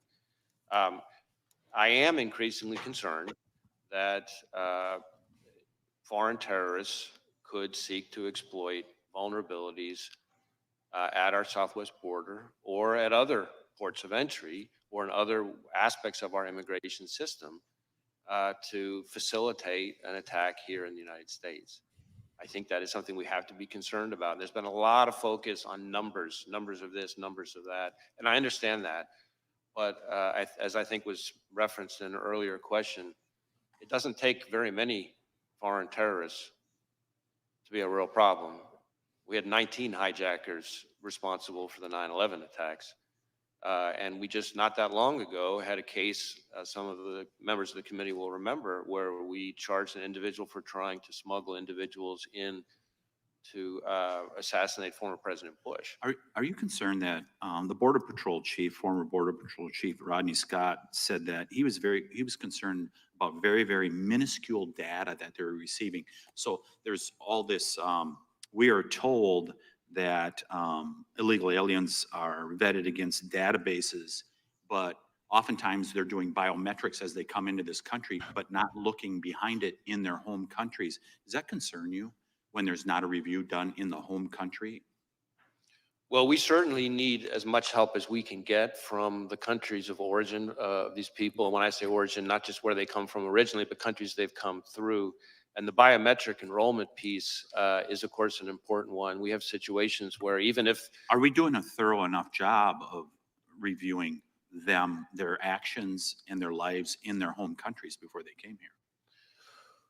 Well, I mean, we need more help from our foreign partners. There's no question about that. And I think that's an important part How of about it. our domestic partners like the CIA and others that are supposed to protect us? So there's been a lot of discussion, of course, over the last several years about the pivot to what's called the hard targets, right? The understandable focus, which I support, of focusing on the threat posed by China and Russia and Iran. But with that comes, if you look at, for example, the withdrawal from Afghanistan, we start to lose sources of information about foreign terrorist threats from overseas, and that is a concern to me. Yeah, my time's running out. Has Vice President Harris met with you in regards to the border? Well, I've been in meetings that have included the Vice President that have in different ways touched on border Has she issues. specifically asked you for a meeting in regards to the threat that is at the border? You know, I'm not going to get into sort of specific meetings, but I can tell you that I've been in meetings that have included, among other people, the Vice President that touch on border security issues. Did she ask you questions about what you thought needed to be done in regards to reducing this threat to the American people? You know, I really can't get into specific conversations. Is support for President Trump a security concern within the FBI? I'm sorry, I couldn't hear it. Is support for President Trump a security concern amongst your employees? No. Is objection to the COVID-19 vaccine a security threat? Not from my perspective. Who improved what is termed the Trump questionnaire within the FBI that was done by SIIS? Dina Perkins, Jeffrey Ventry were behind it. Who was responsible for that? And did you know that there was a Trump questionnaire out there? So The document you're asking about is an interview outline that we only recently learned about, and in my view is completely inappropriate.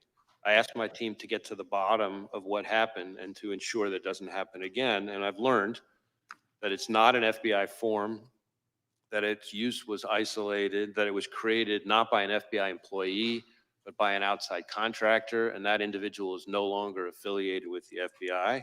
But we are sending what we have found to the Office of Inspector General and we'll cooperate, of course, with anything they. Mr. Chairman, I'll just close with this. We keep hearing about these isolated examples, whether it's Richmond Catholics, this instance. When is it, isn't it a pattern? I yield back. Gentleman goes back, Mr. Correa.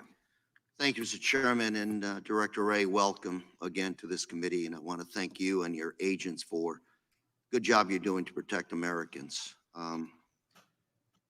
Earlier this week, I was part of the group that went out to visit Butler, Pennsylvania Homeland Security members. I agree with my colleagues that have said violence has no part in our democracy. And I trust you will investigate the events surrounding July 13th early. I'm going to ask you a question.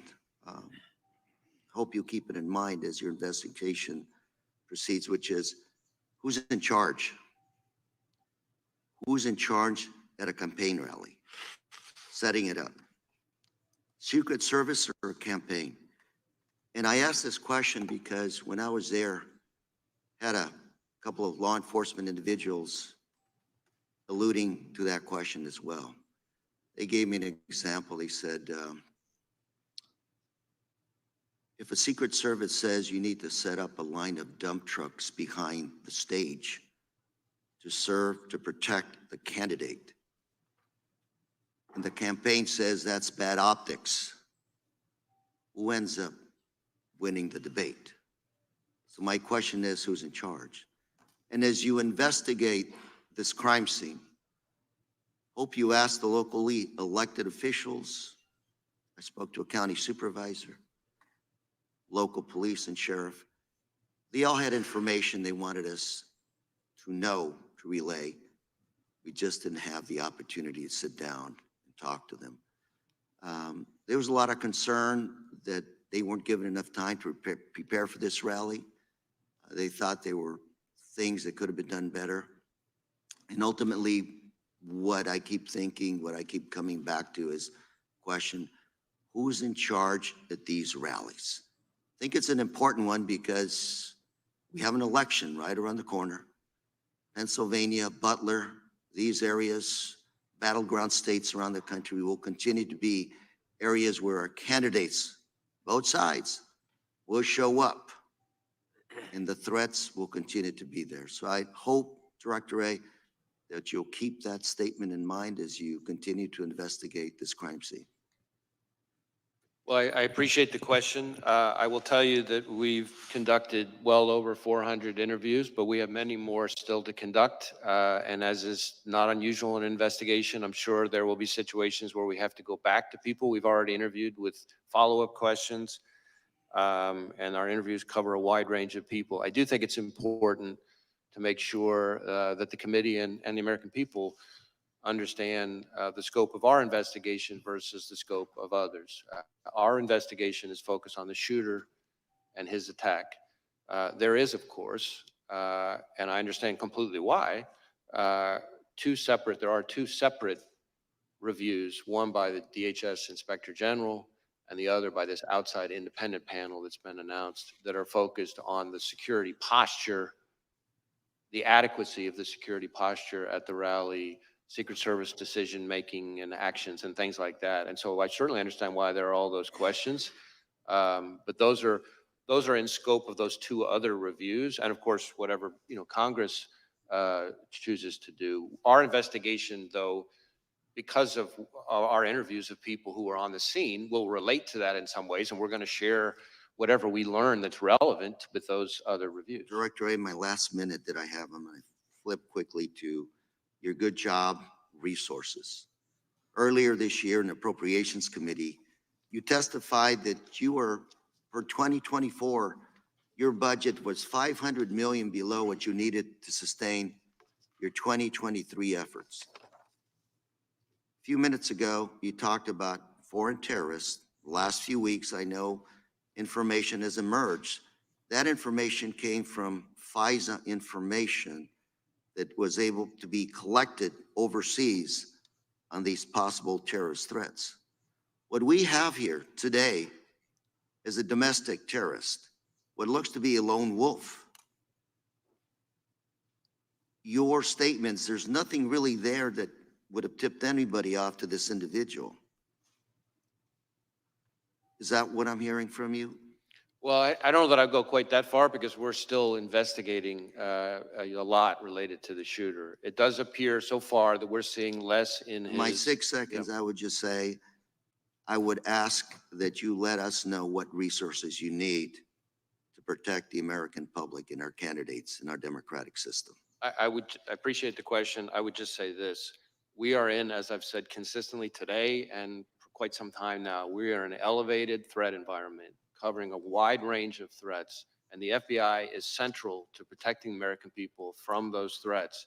And state and local law enforcement, who depend on us every day, rely on us for all sorts of services, databases, forensic support, training. I could go on and on and on. And a lot of those departments, unlike the FBI, have had a hard time recruiting. And so this is not a time to pull back on our funding because we're going to leave our brothers and sisters in state and local law enforcement twisting in the wind.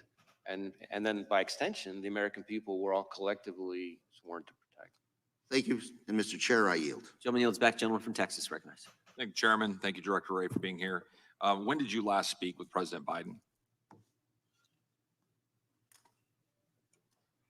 I don't have the exact date, but it's been certainly since the, since the shooting. So you have spoken to the president since the assassination attempt on President Trump's life? Yes, sir.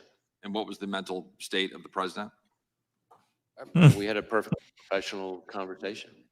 And are you, do you have any scheduled briefings of the president upcoming? Not at the moment specifically scheduled. No. In 2016 and 2015, top FBI officials infamously texted about, quote, their insurance policy to make sure Trump was never elected or inaugurated as president. Have any FBI agents texted, emailed, or expressed disappointment that Trump survived the assassination attempt or otherwise editorialized about the assassination attempt? That's a good question. I don't know about any agents. There have been at least 2 instances, I think, or 1 instance of an individual who posted something that I consider outrageous and totally inappropriate and unacceptable. And that individual has been referred to our inspection division, which is the arm, our sort of internal affairs investigatory arm that, that does the disciplinary process. Okay. Will you report back to this committee any other incidents? I'll do my best to share information with the committee. You testified earlier that the FBI maintains high standards irrespective of so-called diversity efforts. Is it true that in December of 2016, former Director Comey lowered the passing standards for phase 1, allowing an influx of previously unqualified applicants to continue in the hiring process who normally would have been stopped back in December of 2016? Yeah, I can't speak to Director Comey's what were the changes. standards? I can tell you that at least since I've been director, changes that we have made to. But we're standing on a specific question. Were standards changed? Phase 1, this is a specific part of the process. Were they changed in 2016?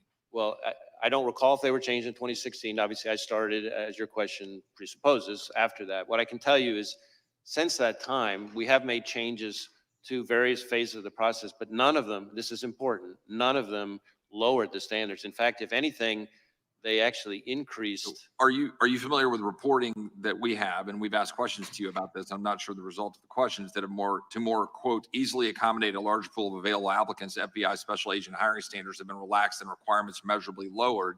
This according to a group of former agents who have testified about this and written a report and submitted it to Congress. In addition, specifically, minority people with 20-year careers, one in particular, a minority who served for more than 20 years, wrote in this report and submitted it to Congress saying that these standards were in fact lowered and that in fact, if you were hiring, you were moved off of hiring if you put quality above these kinds of DEI requirements. Do you reject this report? And do you have comments on this report? I haven't read. You're aware of the I'm report. aware of the report. I know that I've read every detail of it, but I can tell you that the claim that we have lowered our standards to be less selective and less competitive is not accurate. So do you believe these former agents are lying to Congress when they submit a report to Congress stipulating and suggesting otherwise? Or are you saying that they are lying? I'm saying they're mistaken. Okay, but they're affirmatively on the record. They're telling us and submitting a report to Congress saying that those facts are directly in contradicting what you're testifying here today. So I just want to be clear so we know we're saying that they are submitting evidence to our record to the contrary that you say is untruthful. I encounter all the time when I travel around the country and have conversations with our agents, and one of the things I try to do is have meetings with some of the longer serving agents without executive management. That's okay. My only question is and my point here's the implication is it's untruthful. So I need to move on. I got 1 minute left. Are you familiar with the case of Paulette Harlow? She's a 75-year-old elderly woman from Massachusetts with a debilitating medical condition. She was prosecuted for violating the FACE Act and sentenced to 2 years in prison. She has to go to Texas in 2 weeks. She was praying at an abortion clinic in Washington, D.C. The FBI interrogated and investigated her. Do you think it is appropriate for a 75-year-old woman who is praying at a clinic in D.C. to be put in prison for 2 years for that activity? Just a simple question. Do you think that's appropriate? I'm not familiar with the specific case. You're not familiar with that case. It's been significantly in the headlines, but you don't know how to comment on that case, that it's appropriate for a 75-year-old woman to be put in prison for 2 years for praying at a clinic. Again, since I'm not familiar with the case, I don't want to start weighing in because I don't know all the facts. But what I can tell you is that when it comes to FACE Act enforcement and abortion-related violent extremism, I think one of the things that gets lost, and I appreciate the opportunity to clarify it, is that really since the Dobbs decision, actually more of our abortion-related violent extremism investigations have focused on violence against pro-life facilities as opposed to the other way around. And we've had a number of investigations. We're using FACE Act resources and our JTTFs. We're still waiting on responses on letters that we've sent indicating the data to the contrary. There's been significant amount of efforts in targeting of people who are pro-lifers who go to clinics and that they've been prosecuted, like this case, a 75-year-old woman who is now going to jail in Texas for 2 years because she was praying at a clinic in Washington, D.C. And we've submitted questions on that, and I'd appreciate a response on it. I yield back. Wow. Interesting. Please recognize. Thank you so much. And thank you, Director Ray, for being here and for the work that your team does, as well as for sharing the information that you've been able to today. You just got a couple questions about that seem to imply that there was some problem with the FBI's diversity efforts. And certainly the 1950s version of the FBI was singularly Caucasian male agents, et cetera. Is the FBI a better force for having a diverse range of employees and agents? I think diversity makes us better, but like everything else, it has to be done the right way. I think we can have a more diverse workforce and do it without lowering our standards. And that's, in my view, what we've done. And you haven't lowered standards at the FBI? We have not. I repeatedly come across people who are confused about different parts of that, and I appreciate the opportunity to set that straight. Thank you. Yeah, I think we're all concerned here as we've seen the rollout of this Project 2025 that purports to try to eliminate any reference to diversity efforts across the entire federal government. So it is sort of a top of mind concern as it's threatening to become reality. So what I did want to talk about today is something some of my colleagues have mentioned, which is the normalization of threats and violence against public servants at all levels, whether it's election workers or school officials, elected officials and their families, judges, federal law enforcement agents, and others. To be clear, I think it's very clear that the majority of Americans wholeheartedly condemn any sort of political violence and understand that it's not legitimate discourse and that it has no place in our civic life.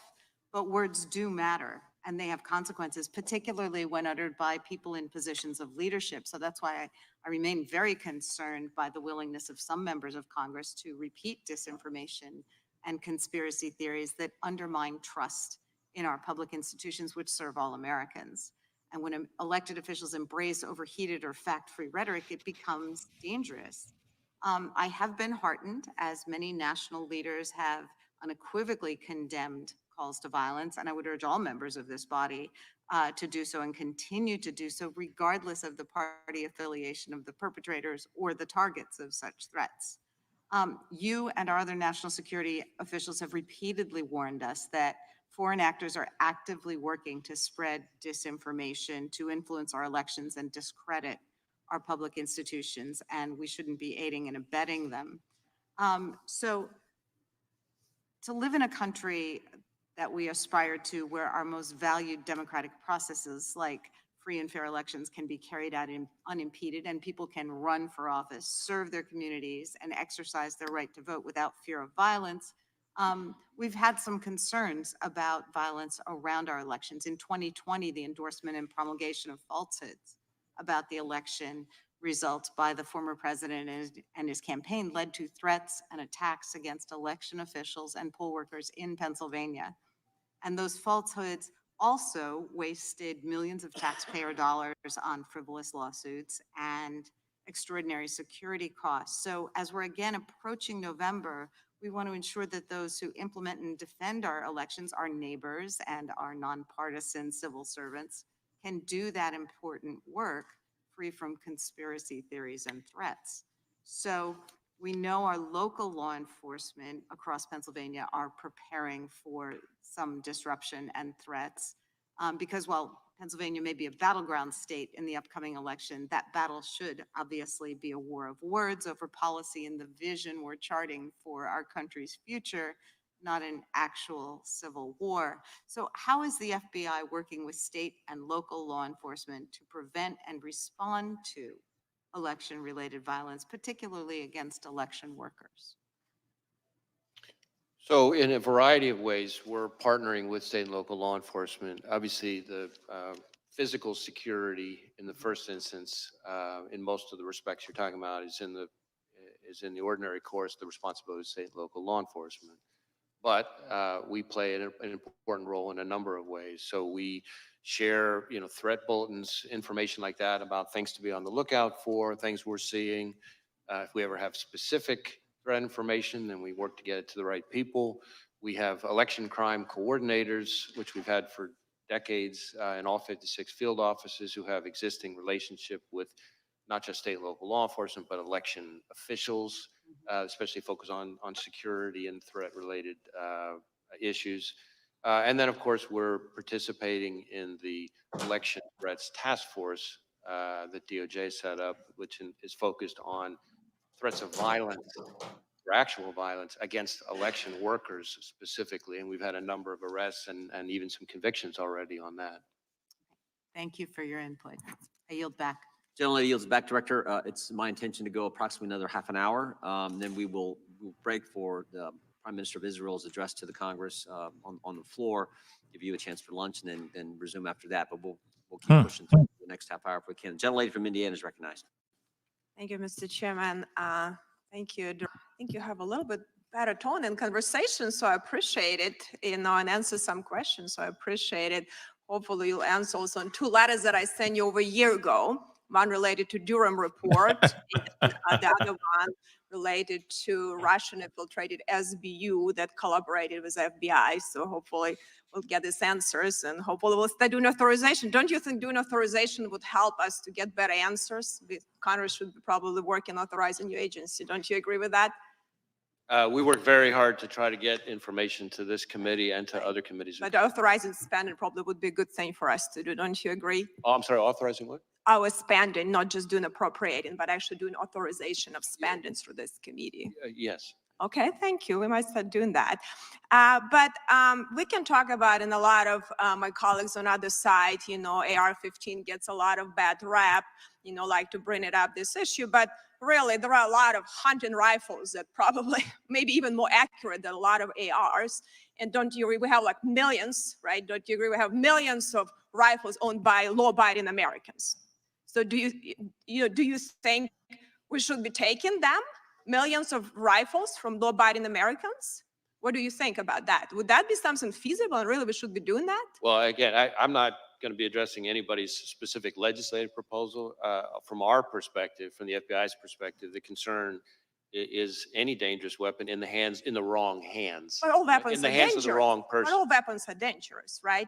I'm sorry? All weapons are dangerous. Knives are dangerous, Sure. explosive are dangerous. There are a lot of Weapons are by their Yeah, very but are we going to be definition dangerous. confiscating, hunting rifles and rifles for millions of Americans? Do you think it's even feasible to do something like that from law-abiding citizens? It's not something I'm advocating. Okay, well, thank you. I appreciate that. So we have to go back. That was a catastrophic failure of security. That what's happened, recently with attempted assassination. Don't you agree with that? Well, I think former Director Cheadle has already publicly acknowledged that it was, I think her words were, a significant operational failure.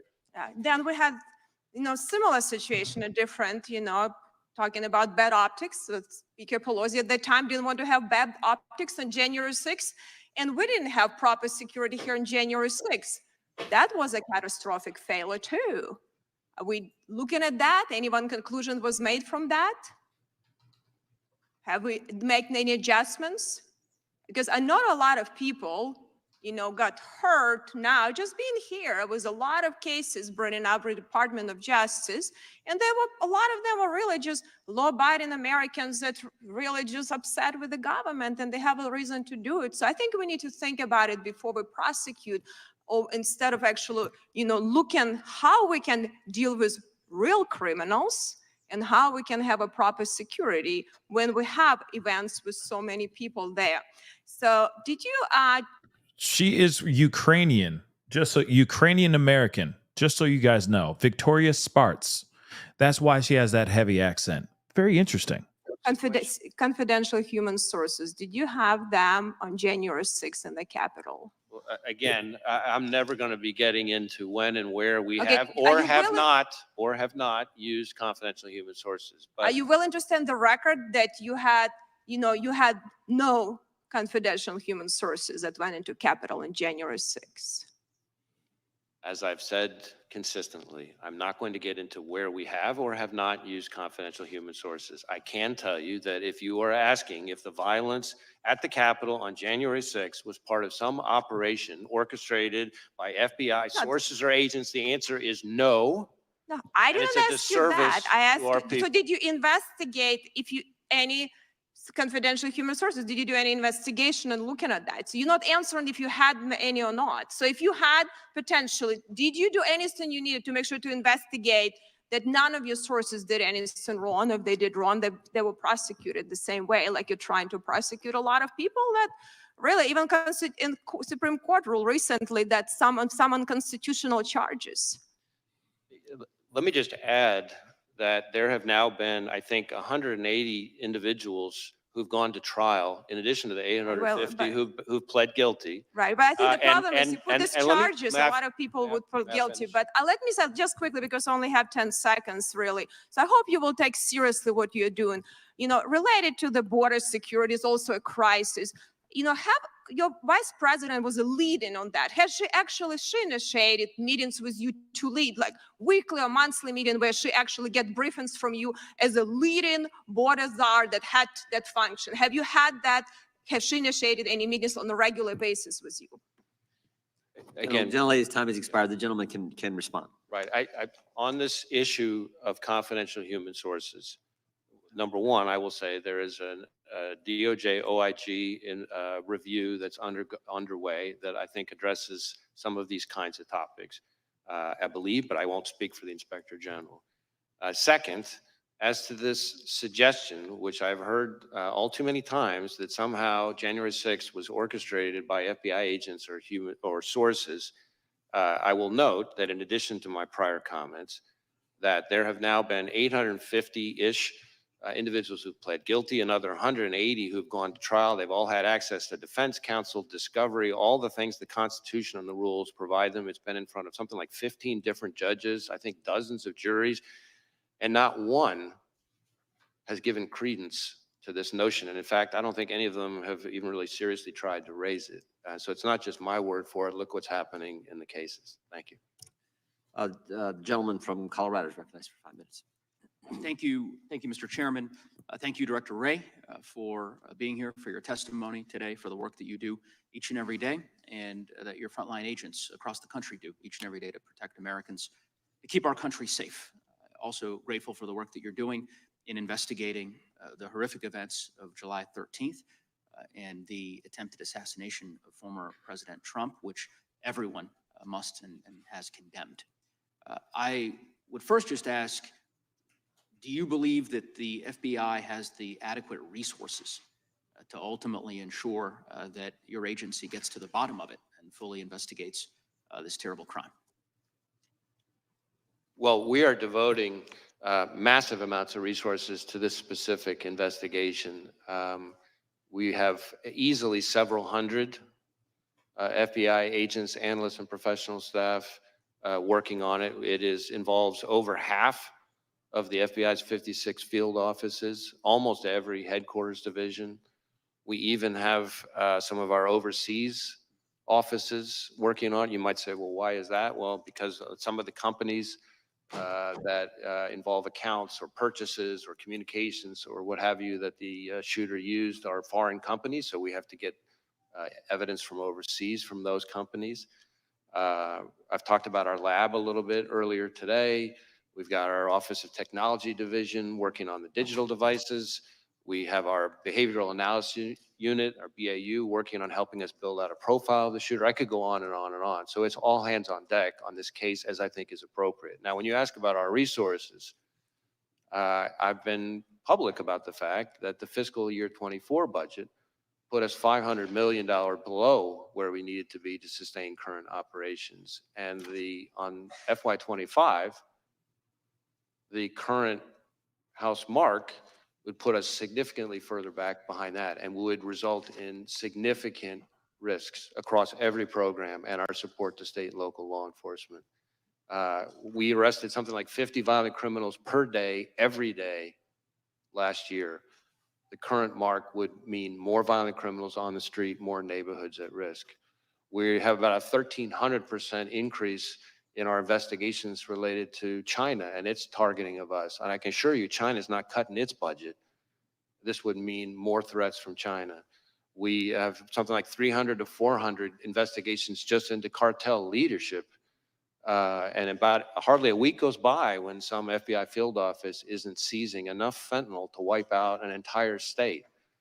Those cuts means more fentanyl on the street, more people dying. So the people who suffer the most are state and local law enforcement and the American people we're sworn to protect. And so let me look just forward to add- working with Congress, but we really need to be smart about what we're doing. And I think that would be a step in the wrong direction given the threat environment that we face. And I couldn't agree with you more, Director Wray. And of course, we've talked about this during previous hearings in which you've testified. And to be clear, that I think the budget that House Republicans have proposed, which is about a $325 million cut to the FBI, would do precisely what you've described and have deleterious impacts for public safety across our country. And House Democrats are certainly working to prevent those cuts from taking place. You've talked at great length about the events of July 13. There's justifiably a lot of public interest in the investigation, which we understand is ongoing. Wonder if there's anything that you'd like to disclose or provide to the committee or to the public that perhaps has not yet been gleaned during the course of this hearing, and just give you an opportunity, because there's a lot of folks related to the investigation. One thing I can give an update on, which is pretty fresh here. We had some conversations with some of the members about the access to the roof and the ladder and so forth. And our evidence response teams and their forensic collection, we now believe that the subject climbed onto the roof using some mechanical equipment on the ground and vertical piping on the side of the AGR building. In other words, we do not believe he used a ladder to get up there. One question, if the chairman might indulge me with just a few extra seconds. There's an article recently regarding several former Trump administration national security officials who had received a duty to warn briefing from the FBI regarding the potential threat from Iran. And I think there is this article made clear deep concern that these individuals have, justifiably so, about the threat level, and particularly given the events of the last several months, and the need for there to be an increased security posture and security personnel for former officials who may very well still be at risk. And I don't know if you're familiar with that article. I'm trying not to use names here, but I think would perhaps follow up with your agency and with the Department of Justice more broadly to ensure that any individuals who are potentially facing a threat from Iran or another hostile actor in a foreign nation have the resources they need to have the security available to them.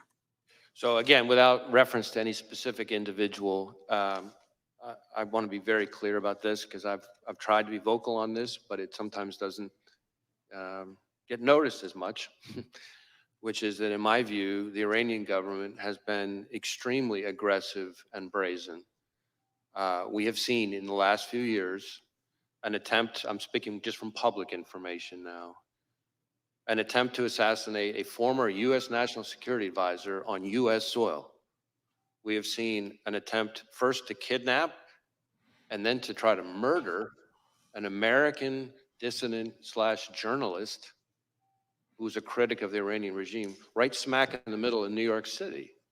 We have seen a cyber attack against a children's hospital in New England that ties back to Iran. We have seen, as I've testified before, as Director Ratcliffe and I announced, an effort by the Iranians to target the 2020 presidential election. And that's all before you even get to the fact that the Iranian government is the leading state sponsor of terrorism. So if that's not enough to convince people that Iran is a threat, I don't know what is.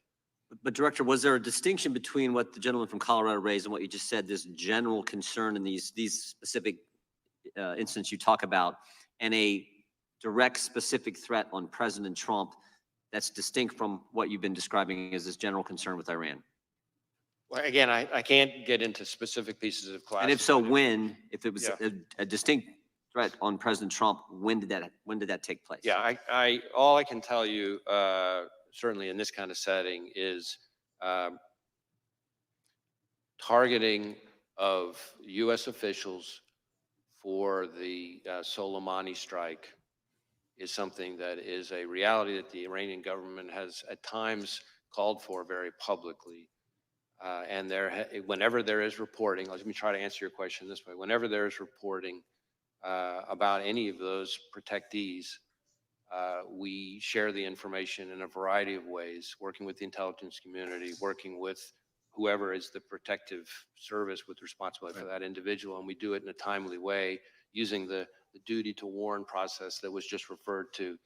And to my knowledge, everything along those lines that's relevant was shared in a timely way with the relevant people. Thank you. The gentleman from Wisconsin is recognized. Director Ray, thanks for being here. Where were you when you heard that President Trump was shot? And then what were like your immediate actions, response to that as director? I was about to have dinner with family, and I was horrified and angry. I'm just thinking, the reason I asked the question is because I'm still trying to figure out kind of lanes, what the FBI would respond to and what the Secret Service has the responsibility to respond to. Can you just kind of cover that again? Sure. So the FBI is not responsible for, has never really been part of our mandate or mission for the physical security of venues, of specific protectees or anything like that. That's, if it's somebody within Secret Service's scope, that's their mandate and mission. We are a law enforcement and intelligence agency. And so if you think about it this way, we're the Federal Bureau of Investigation. We're not the Federal Bureau of Security. You might say, well, what's the difference? Well, there is a difference. We investigate crimes. We investigate threats to national security, but we don't, questions about security posture, the adequacy of resources and assets that were deployed to protect a specific individual, whether there's enough security, and certainly the staffing of that security is not something the FBI, again, we're 116 years old, has historically done. So at this point, have you been able to go through the shooter's home and kind of document kind of what you found as far as evidence goes? So we have been able to search the shooter's home. So again, just sort of tying your first question to your second question now, our role is to conduct an investigation of the shooter and the attack. And so we're going to conduct a painstaking, intense investigation of that. We have, among other scenes that we've processed using evidence response teams, in addition to the rally scene itself, of course, we have been through the shooter's home, his bedroom, other parts of the house, et cetera. Have you been able to establish that he did go to a range and either zero that weapon in or, at least target shoot that weapon prior to the assassination attempt? So we do assess that he went to a shooting range the day before, not the only time he went to a shooting range. He was a fairly avid, might be a little strong, but a fairly avid, shooting hobbyist. And so he went to, belonged to different sort of clubs and went to certain ranges and that kind of thing. We do believe, based on what we've seen so far, that he went to a shooting range the day before and that he shot an AR style rifle at that range the day before. I'm not sure we know for sure that it's the weapon that he used, but I think we assess that it probably is. Have you been able to interview his parents? Yes, we have. And was there anything that was from that interview that would lead you to believe that they certainly were aware of what was going on? I guess I want to be careful talking about specific people's interviews, but I would say that his parents were cooperative with us. And as I've said before, and hopefully this gets at your question, we have not identified any accomplices, co-conspirators, or anything along those lines. So it's the FBI's position right now that he still acted independently. Again, we're still, I know it seems like a lifetime since July 13th, but we're still early stages, but we have not seen anything so far that would suggest to us that he acted with others. How does the FBI view not just a Trump rally, but political rallies versus other types of events, from a security perspective, compared to a college football game or any mass, large crowd type gathering? Because I think one of the things that's most difficult to really to swallow at this point is that the idea that these Trump rallies have been happening for years and that there could be such a lax approach to the physical security of those fairgrounds that day. And I'm wondering, where does this fall? And then on top of that, that there were other presidential candidates out there that didn't have full Secret Service protection. RFK Jr. has been the most vocal about it. I was wondering if you could comment on the facilities as well as providing security for presidential candidates. Well, again, I want to be a little bit careful to stay in my lane because, again, security posture and the adequacy of the security posture is really the core expertise and responsibility of agencies like the Secret Service. But certainly it is, I think, fair to say that outdoor events, whether they're political rallies or, as you say, a college football game in an open stadium, a concert, these are places that are often, particularly challenging to secure adequately because the range of threats that can face them are higher. In addition to that, has been discussed a little bit here already in today's hearing, just threats to public officials, including politicians, is an increasingly pervasive part of today's landscape. And so that adds to the challenge. So you're talking about the combination of individuals who are increasingly targeted for violence, combined with venues that are softer and harder to secure targets, I guess is the way I would answer. But again, those kinds of questions, the adequacy of the security posture, all the resources that were or were not devoted, all that stuff is my understanding would be very much in scope for the DHS Inspector General investigation and this outside independent panel that's been appointed. I yield back. Gentleman yields back. Is it just me, or does that dude, that Mr. Fitzgerald, look like Richard Dreyfuss with his Mr. Holland Opus looking age? Anyway. Johnson, and thank you so much, Director Ray, for your transparency and your testimony today. First, I want to say my friend, my mentor, Congresswoman Sheila Jackson Lee, was known by many as the voice of reason here in Congress. And she was my friend before I even came to Congress. And in my freshman year, she kind of took me under her wing and she kind of showed me the ropes. And she was a force to be reckoned with. And I can say that she will never, ever be replaced. And she was a trailblazer, and I know that she will sorely be missed here in Congress. Director Ray, I only have one question for you today, but before we get to that point, I'd just like to reiterate today that political violence is never acceptable. Regardless of how different our political values and views are, attempted assassinations are a stain to the very democratic ideals of this nation. We have endured riots on Capitol Hill on January 6th, where a literal noose was erected on Capitol grounds, intended for then Vice President Pence and Speaker Emeritus Nancy Pelosi. Political violence against election workers, that has been expressed today. An attack on Paul Pelosi, Nancy Pelosi's husband. Threats against the FBI agents, as you have expressed, and prosecutors, and threats to the staff who serve the public every single day. Congressman Connolly's staff was targeted and attacked last year. And now we have the attempted assassination of a former president of the United States. All of this within just the last 3 years. This violence simply needs to end. The assassination attempt on Donald Trump was, by the grace of God, a failure. The weapon the 20-year-old man was able to obtain, an AR-15, generally has a shooting range up to 600 yards and shot Mr. Trump from almost 150 yards away. This weapon has the ability to kill multiple people in seconds. And sadly, Corey Compouture lost his life because of this man and because of this gun. Mr. Compouture's family will never be the same. Trust me, I understand that more than anyone else in this room. Is the near loss of a former president enough for this Congress to finally take action? Because there are 206 of us that are already standing in the wings, ready to take immediate action to ban assault weapons today.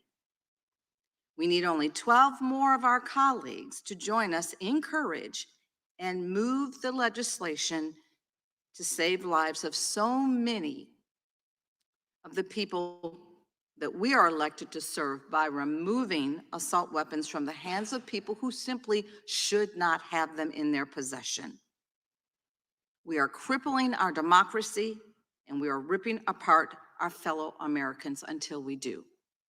I ask today, because it is clearly it wasn't enough to take action when the lethality of assault weapons, we lost 26 and 7-year-olds and 6 teachers in 2012, when I also lost my son to gun violence, or 14 teenagers and 3 more teachers in 2018, nor was it enough when we lost 19 more children and 2 more teachers in 2022. Well, is it enough now? Now that a former president, the very president that many of you in this room are hoping will be reelected, almost lost his life because this Congress has failed to reinstate an assault weapons ban. A ban that, by the way, Republicans joined with Democrats the past 30 years ago. Well, fine. If y'all don't like assault weapons ban, we can bring another bill that I have introduced to a vote, the Go Safe Act. This bill focuses on the components of the semi-automatic firearms and regulates their infrastructure, sale, and transfer.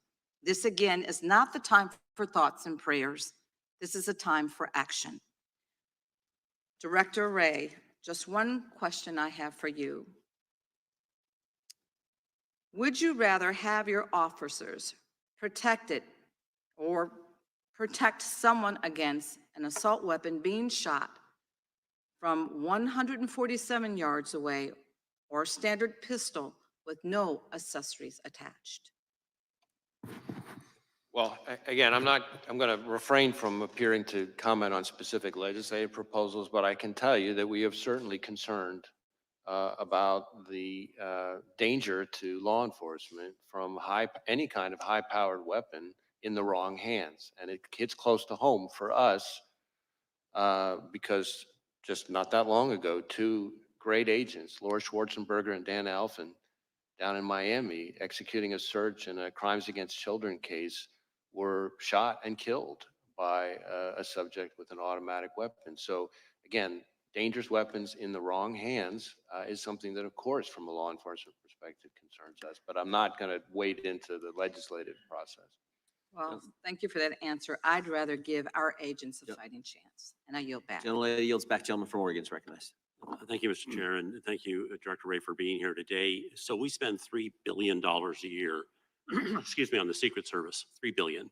And it would seem that we could and should have had a better job done a few weeks ago on the 13th than what we saw. Will you have anything to say about correcting what are the obvious deficiencies in what the Secret Service did? Well, for the most part, the deficiencies or adequacy or inadequacy of Secret Service's performance, decision-making, resources, all that stuff is in the purview of those two other investigations. That is the DHS Inspector General and the outside independent panel that's been announced.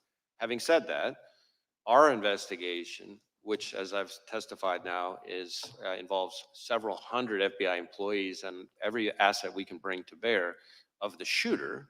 Again, our investigations of the shooter and his attack, of course, involves interviewing law enforcement, including lots and lots and lots of Secret Service people. And so we'll share all that with those reviews so that they can answer those questions. The reason I'm asking this is because this isn't the first time the Secret Service has been before Congress. There was a 435-page report issued in 2015 by Congress saying, fix yourself. They didn't. In fact, there was a follow-up in 2019 where they had only done a few of the, I think it was 18 or 19 different specific things they were supposed to do. They'd done some, but certainly not all. There was another follow-up in 2022. And again, the Secret Service had not done what Congress had asked. I guess my question to you, Mr. Director, is what should Congress do? A 435-page report 9 years ago, and still the Secret Service didn't do what it was told to do then. Can you help, Director Ray? Because this type of performance is not acceptable. Well, I think even former Director Cheadle has acknowledged that this was a significant operational failure. If there are ways for the FBI to be helpful beyond what we're already doing in terms of our investigation, we stand ready to try to be helpful. I do want to say, as somebody who's been in law enforcement for most of my career, I've worked with some just phenomenal Secret Service agents. I'm going all the way back to my time as a line prosecutor, and they have an incredibly hard job, and I have a lot of affection and respect for the men and women of the Secret Service. I'm sure you do, and I'm sure you're right. But the trouble is when Congress says you need to do these 19 things and they don't, something needs to change. Now, the director has resigned, but you're going to be in a position, because your agency is doing such a careful review, to say a lot about what should have been done. I guess the real issue is much more of what the higher ups in that agency are or are not doing. Perhaps that's on us. And we will share with those reviews anything that we come across that could be helpful or relevant to them for those questions. Let me quickly go to some details on the actual events. It appeared to a lot of us as the Secret Service was taking former President Trump from the stage that he was clearly still in view of everybody. And had there been another shooter, I didn't see him being protected. Are you going to raise that issue? I think that's really more in scope of these two other reviews. Let me go both of them. Okay, that's fine. Let me go to the shooter as he was on top of the roof. Apparently another officer from another police division saw him and quickly ducked down because the shooter aimed a gun at him. And then the shooter apparently, was he prone at the time he took the shot toward the president? So my understanding is that the local officer that we're talking about, with the assistance of another local officer, was able to kind of get up and see onto the roof where he observed the shooter, I believe, in a prone shooting position. The shooter then turned and faced him, the local officer, with the weapon. From the prone position. That's my And understanding. then he went back to the prone position. And then this is all seconds before the shooter took his. But that shots. entire time, the shooter was in the scope sight of the counter sniper, correct? That one I'd have to double check on. I know we've interviewed the counter sniper, but I'm not sure I know the But answer. the counter sniper didn't take a shot until after the assassin attempted to shoot the former president and others. He got off 8 shots before the counter sniper shot the shooter. What's with that protocol? Can you get that fixed? Well, I really want to be careful not to be, given the scope of our investigation, somehow second guessing the very difficult act and decision it takes for a counter sniper to kill another human being in that situation. It's all happening in seconds. So 8 shots. Yeah. And that was after he'd been seen for 20 minutes. I yield back. Thank you. Director, that's an important question though, because you've talked to the counter sniper. And that, I mentioned this in our opening statement, that critical 5 minutes from 6:09 to 6:14 and what takes place there is critical. And I think that's what the gentleman was getting at. And we were hopeful that you could tell us something about your interview with the counter sniper. Yeah, I guess I want to distinguish a couple things. There is some individual, not law enforcement, I believe, who spotted the shooter on the roof a few minutes before. But I think law enforcement spotting him with the weapon on the roof is seconds before the shot. Okay, So that's important. yeah, 'cause so there's two different things. I think what you're saying is it wasn't maybe that's if the bad guy shoots at 6:11, then you're saying this encounter with local law enforcement that Mr. Bentz was just getting into happened just seconds before that and maybe not 2 minutes before that? That's my understanding. That in other words, that there's different things here. There's an individual, at least one individual, I can remember, of the public, who observed him on the roof. Not clear whether or not the individual saw a weapon or not, but saw him in a way that was concerning. That is some number of, not many, but like just a handful of minutes. I think separate from that, as far as law enforcement goes, in terms of a weapon, this local officer that we just talked about observed the individual, again, literally just seconds before the shooter took his shots. Separate and apart from all of that, roughly, I think, maybe a little less than or around an hour before the shooting, there were local law enforcement officers who observed the shooter, not up on the roof, not with a weapon, but with I believe, a rangefinder, kind of like you would use if you were playing golf or something, in a way that was odd and suspicious. So that started happening with local law enforcement beforehand. But in terms of shooter, meaning with the weapon, law enforcement, my understanding is that the first time that happened was this local officer climbing up on the roof seconds before the Again, we want that timeline. I think the committee wants that timeline and communications that were taking place in that short period of time. Again, as I've said with everything else, I really want to be careful. I'm leaning in, trying to share as much as I can here. Facts are evolving, things may change, but we are working on a timeline, among other things. Committee will stand in recess until after the Prime Minister's remarks conclude. Okay. So we got some things, guys. And I appreciate you guys being here. First off, my issue is a lot of people did not stay on topic.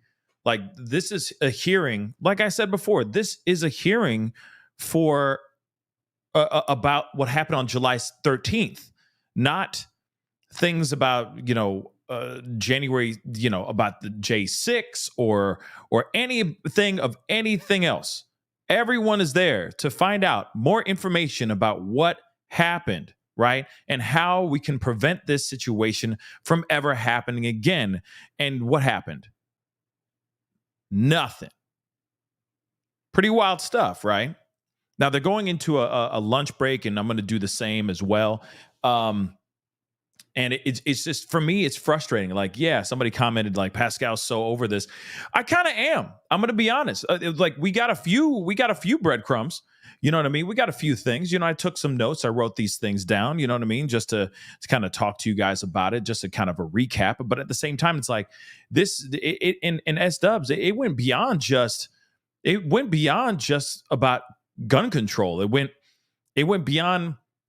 It went off into other conversations about other people's political agendas. Like I said, it was like, this is what I said in the very beginning or during one of the breaks, you know, during their pee break. Like, we're here to hear what happened for this situation. This is not an opportunity to hop on here and just pontificate, you know what I mean? To hop on your soapbox and just talk about your own political ideals and stuff like that. This is about July 13th.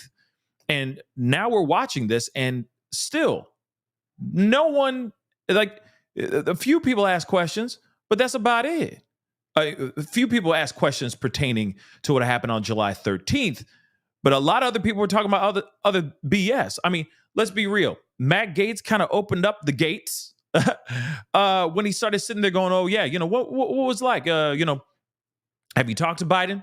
You know, because I heard 10-4 is his a good time for him. You know, what was he like talking to him? It's like, that has nothing to do with anything, guys. Has nothing to do with the reason why we're here. We're right here for a specific reason, and you out here going, "Oh yeah, you know, I heard he's, Sleepy Joe." And it's like, no, we're here to talk about what happened to Trump and the other people that got hurt and all the people that were deeply, deeply traumatized at this event, and how it even happened, so that we could figure out what went wrong, so we can prevent these things to ever happen again. But instead, Gaetz and the others, I guess Matt Gaetz is now starting to look like a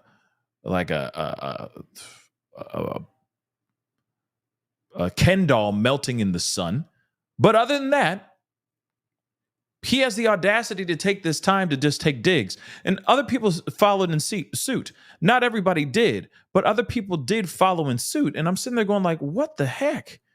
What is this? This is absolute trash, in my personal opinion. Absolute trash. Okay? This hearing was a huge waste of time. And the hearing's not even done yet, because apparently Netanyahu is supposed to be speaking here in a little bit, allegedly. So, like I said, it's interesting. They're diverting and going over into that conversation, which is very interesting nonetheless. And then they're going to come back. And I'm going to be real. I don't know if I want to watch the rest of it if it's not going to be anything about the conversation, which we're all here for, the attempt on Trump's life and the taking of one person's life and the injuring of others and the trauma that a lot of people are going through, right? It's ridiculous. Okay. So if he's speaking now, Netanyahu, if he's speaking now, then that's interesting. I guess I'm waiting to see, trying to pull that up.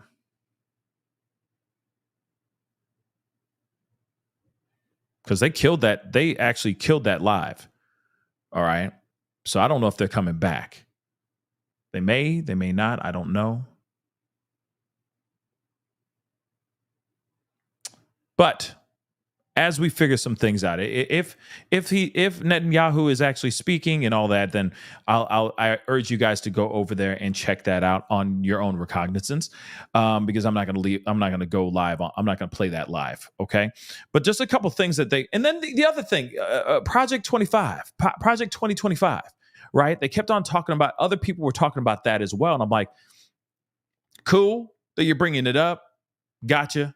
You're bringing it up. But at the same time, why ain't you talking about this, bringing this up and talking about this on another time?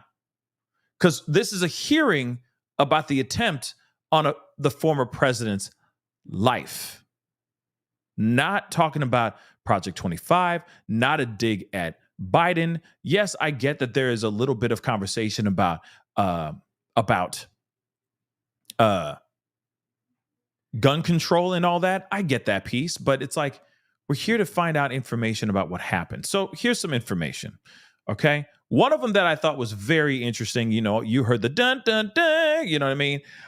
Which is also something I wanted to share with you guys here too, which I found to be interesting, is that the gunman, he Googled days before the attempt, how far away was Oswald from Kennedy, which is very interesting. So he's sitting there trying to get all this information, right? He's trying to get all this information so that he can get as close as he can. He's like, well, how far was he? And feasibly, how far can I get, right? How far can I get to the situation where I can get a shot at the former president? Okay, so that was something that I found to be really, really interesting. He did not use a ladder, y'all. He did not use a ladder. Again, I repeat again, he did not use a ladder. Apparently, he bought a ladder. He went to a Home Depot of some sort, like a hardware store, and bought a ladder. But did he use it? Apparently, he did not. Now, and we saw, by the way, I have a video where they show the a body cam footage that was leaked, right? That was put out, showing Secret Service on the top of that slopey roof, with TMC unalive on the roof. A trail of red is going down the side, okay, down the roof as we speak, as this Secret Service agent and other agents from other departments, okay, are all up on top, and they're all trying to figure this whole thing out. You could see like they're all, especially the Secret Service agent, which is weird to me, because you'd think that he would be super on point, or at least know more than the other officers, but he's more in the dark than the officers, which is interesting. Nonetheless, it is something that I feel should be you guys should go and check out and look at with your own two eyes, because it's pretty crazy to think that. Real talk. So moving on, okay? So he didn't use a ladder. He live streamed his drone. So the question is, and this is just from what I'm getting, okay? And you know what, Ashley, you're right. When it comes to the ladder itself, maybe the ladder was too short, and he was like, "Nah, man, I'm gonna have to find my way up there," right? And he was able to climb up using equipment and maybe some piping on the side of the building, and that's how he was able to get to the top of the building, which is very interesting as well. Okay, so in other words, he like stepped on probably a dumpster or an AC unit or something like that, and was able to climb and hoist himself up on top of the roof. But he did not use a ladder at all, which is interesting. Again, there was some other things that happened in the body cam footage where they talk about him using a bike, or at least that there was a bike in the area and all that. So I am still kind of curious if he actually accessed a bike. Maybe he parked his car a little ways down, and then maybe used the bike to get there as quickly as he could, right? So that's a possibility as well. But maybe somebody else was using that bike. Like I said, a lot of things I have questions about right now, okay? Of course, they said that 8 shells were found at the scene, which I think is very important. So yes, he did pull his trigger at least 8 times. Okay. Again, let me repeat this. I kind of went off the deep end because I read one of you guys's comments. He did live stream, so he live streamed his drone. To whom? If the way I'm understanding it, if I'm correct, he live streamed his drone. What and who was he live streaming his drone to? Was it just for him to hold on to, or was he live streaming it to people who are like, yeah, use that building right there. That building would be perfect right there. If you don't see any 5-0 over there, use that roof, get access over there. Looks like from what the way we look at it in our point of view, it looks like it's about two football fields away, like, you know, where the podium is to where you're going to be sitting at. Looks roughly about 2 football fields. Looks like a good clean shot. Try to go for that building right there. Or he could have just been live streaming it for himself and then went on to, you know, looked at it later and said, okay, I'm gonna do this. You know, I'm gonna do that building right there. If they can't catch me, maybe I'll be able to get to the top of that roof and be able to knock things out. I don't know yet, but that's very, very interesting. And then, of course, on top of that, the parents were actually questioned, but they are not persons of interest at all. They apparently have been very cooperative. There's also been video of a recent sighting of the family, of the parents going and grabbing some food, I guess, groceries. And they got a lot of groceries, so they must be holed up in that house. And I don't blame them, because I'm sure paparazzi, I'm sure media is out their door, and a lot of haters are outside their door as well. A lot of conspiracy theorists as well, thinking that maybe the family knew or the parents have something to do with this whole situation as well. But like I said, I'm still kind of curious about the drone situation. Okay. Vadamy.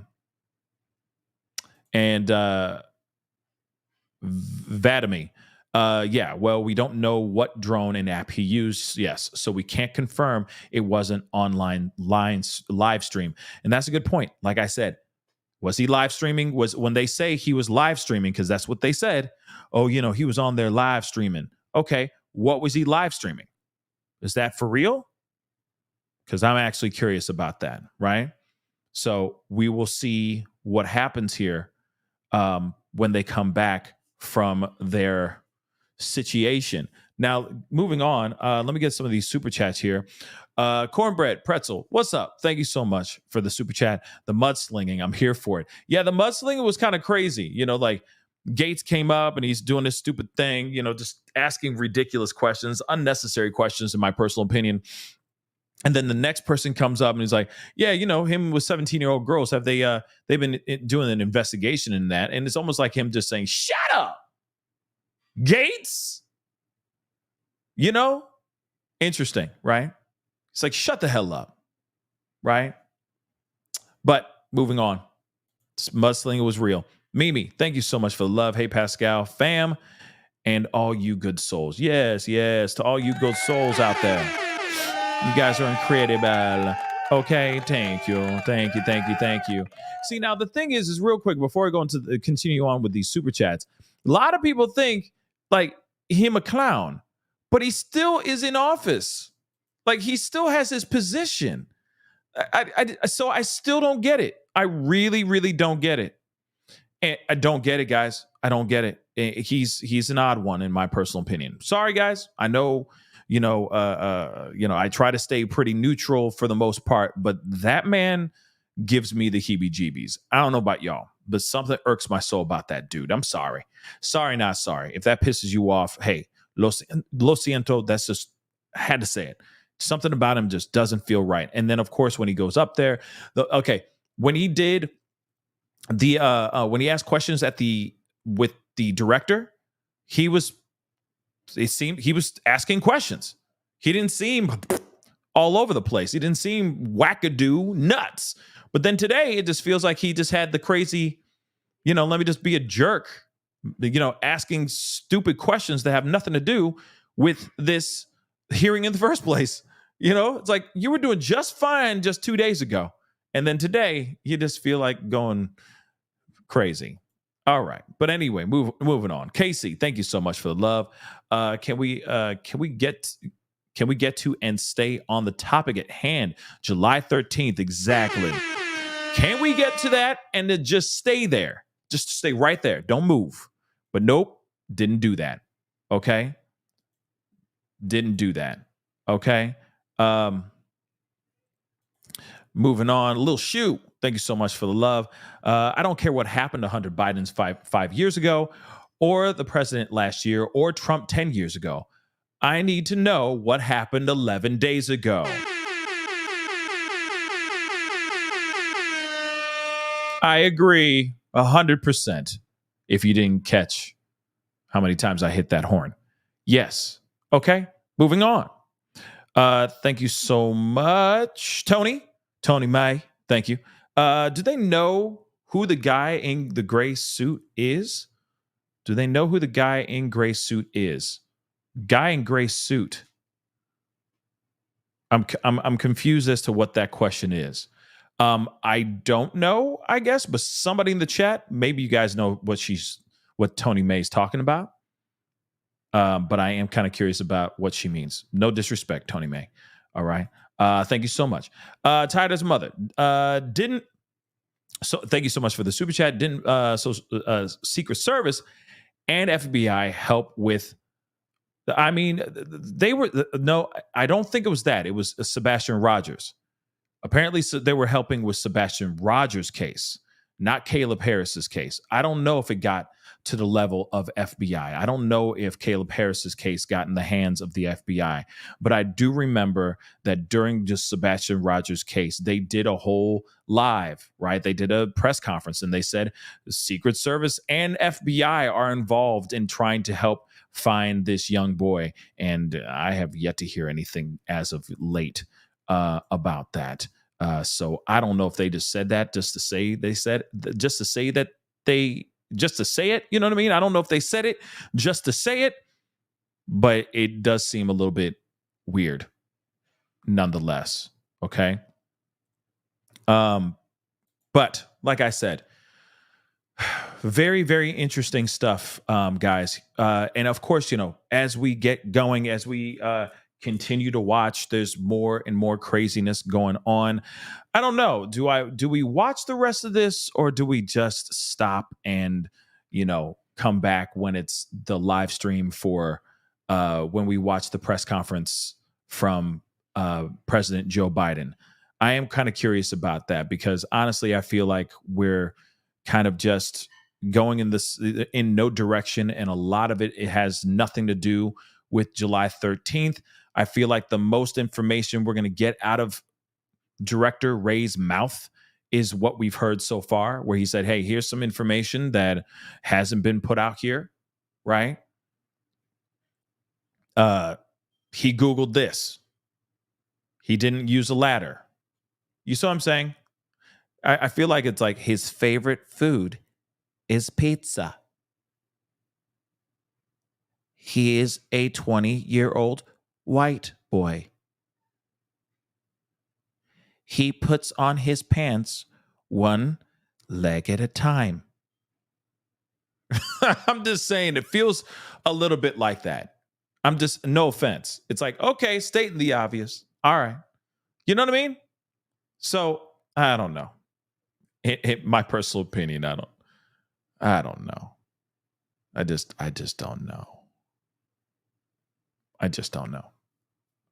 Maybe we do it. Yeah, maybe a recap. Maybe Jenny Hayes.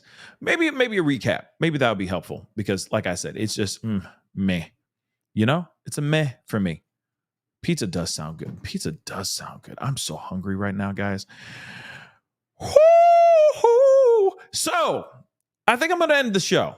I think I'm going to end it because honestly, if there's something big that drops aside from him Googling how far away was Oswald from Kennedy, and if it's all just going to be all these individuals just going on their political soapboxes for a second, basically saying, vote for me, don't forget to vote for me. I just, I'm a little bit on the fence on watching more, right?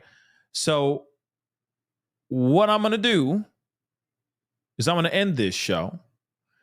And then if there's any big updates, I'll talk about it before the actual Oval Office address from President Joe Biden. And of course, we're going to see proof positive that this man, the president, is still alive, guys. Hey, I know some of y'all are already saying like, he's a clone. It's a walk-in. It's a fake man. No, he alive, bruh. He alive, y'all. He's going to be just fine. He's going to finish out this term. He's got 5 more months, 6 more months, something like that. And then it's a wrap. Okay. And then whoever walks in, whoever moves in will move in and he going to be fine. Okay. So anyway, guys, thank you guys so much for being here. It really does mean a lot, but that is the show. Yeah, I think that's the show. It's been a long day of just malarkey. Okay. But we did get some information, and I may do a pop-up video covering the new information, which is very interesting nonetheless. All right. So please do me a favor before we head out. Hit that like button down below. Crush it. Do what it do. Hit that reaction button if you're watching on the other platforms. Please and thank you. If you are watching on those other platforms like Facebook, Instagram, TikTok, X/Twitter, please crush that follow button over there. Crush that subscribe button here on my main channel. Go over to my secondary channel, The Pascal Show Clips. Please do me the solid and crush that subscribe button over there as well. That'd be greatly appreciated. Do not forget, if you want to support the channel, consider becoming a member of the family by hitting that join button down below. All right. And if you want to support even further, go join patreon.com/the Pascal Show. It's right underneath the ticker, right underneath me in the ticker, right there, going across the screen as we speak. So go there, show some support and all that. And again, let me just say this again. We will be back to watch President Biden give us his address in the Oval Office. I may have some friends joining us during or after the address to hear their thoughts about all this stuff that's going on politically in the world, because this is some crazy stuff, but it's necessary stuff for us to see. We're witnessing history right now, which is crazy stuff. All right. But anyway, guys, it is time to get going. I'll see you guys very, very soon. Be good to yourselves. Be good to one another. We'll talk soon. This is the Pascal Show. Bye.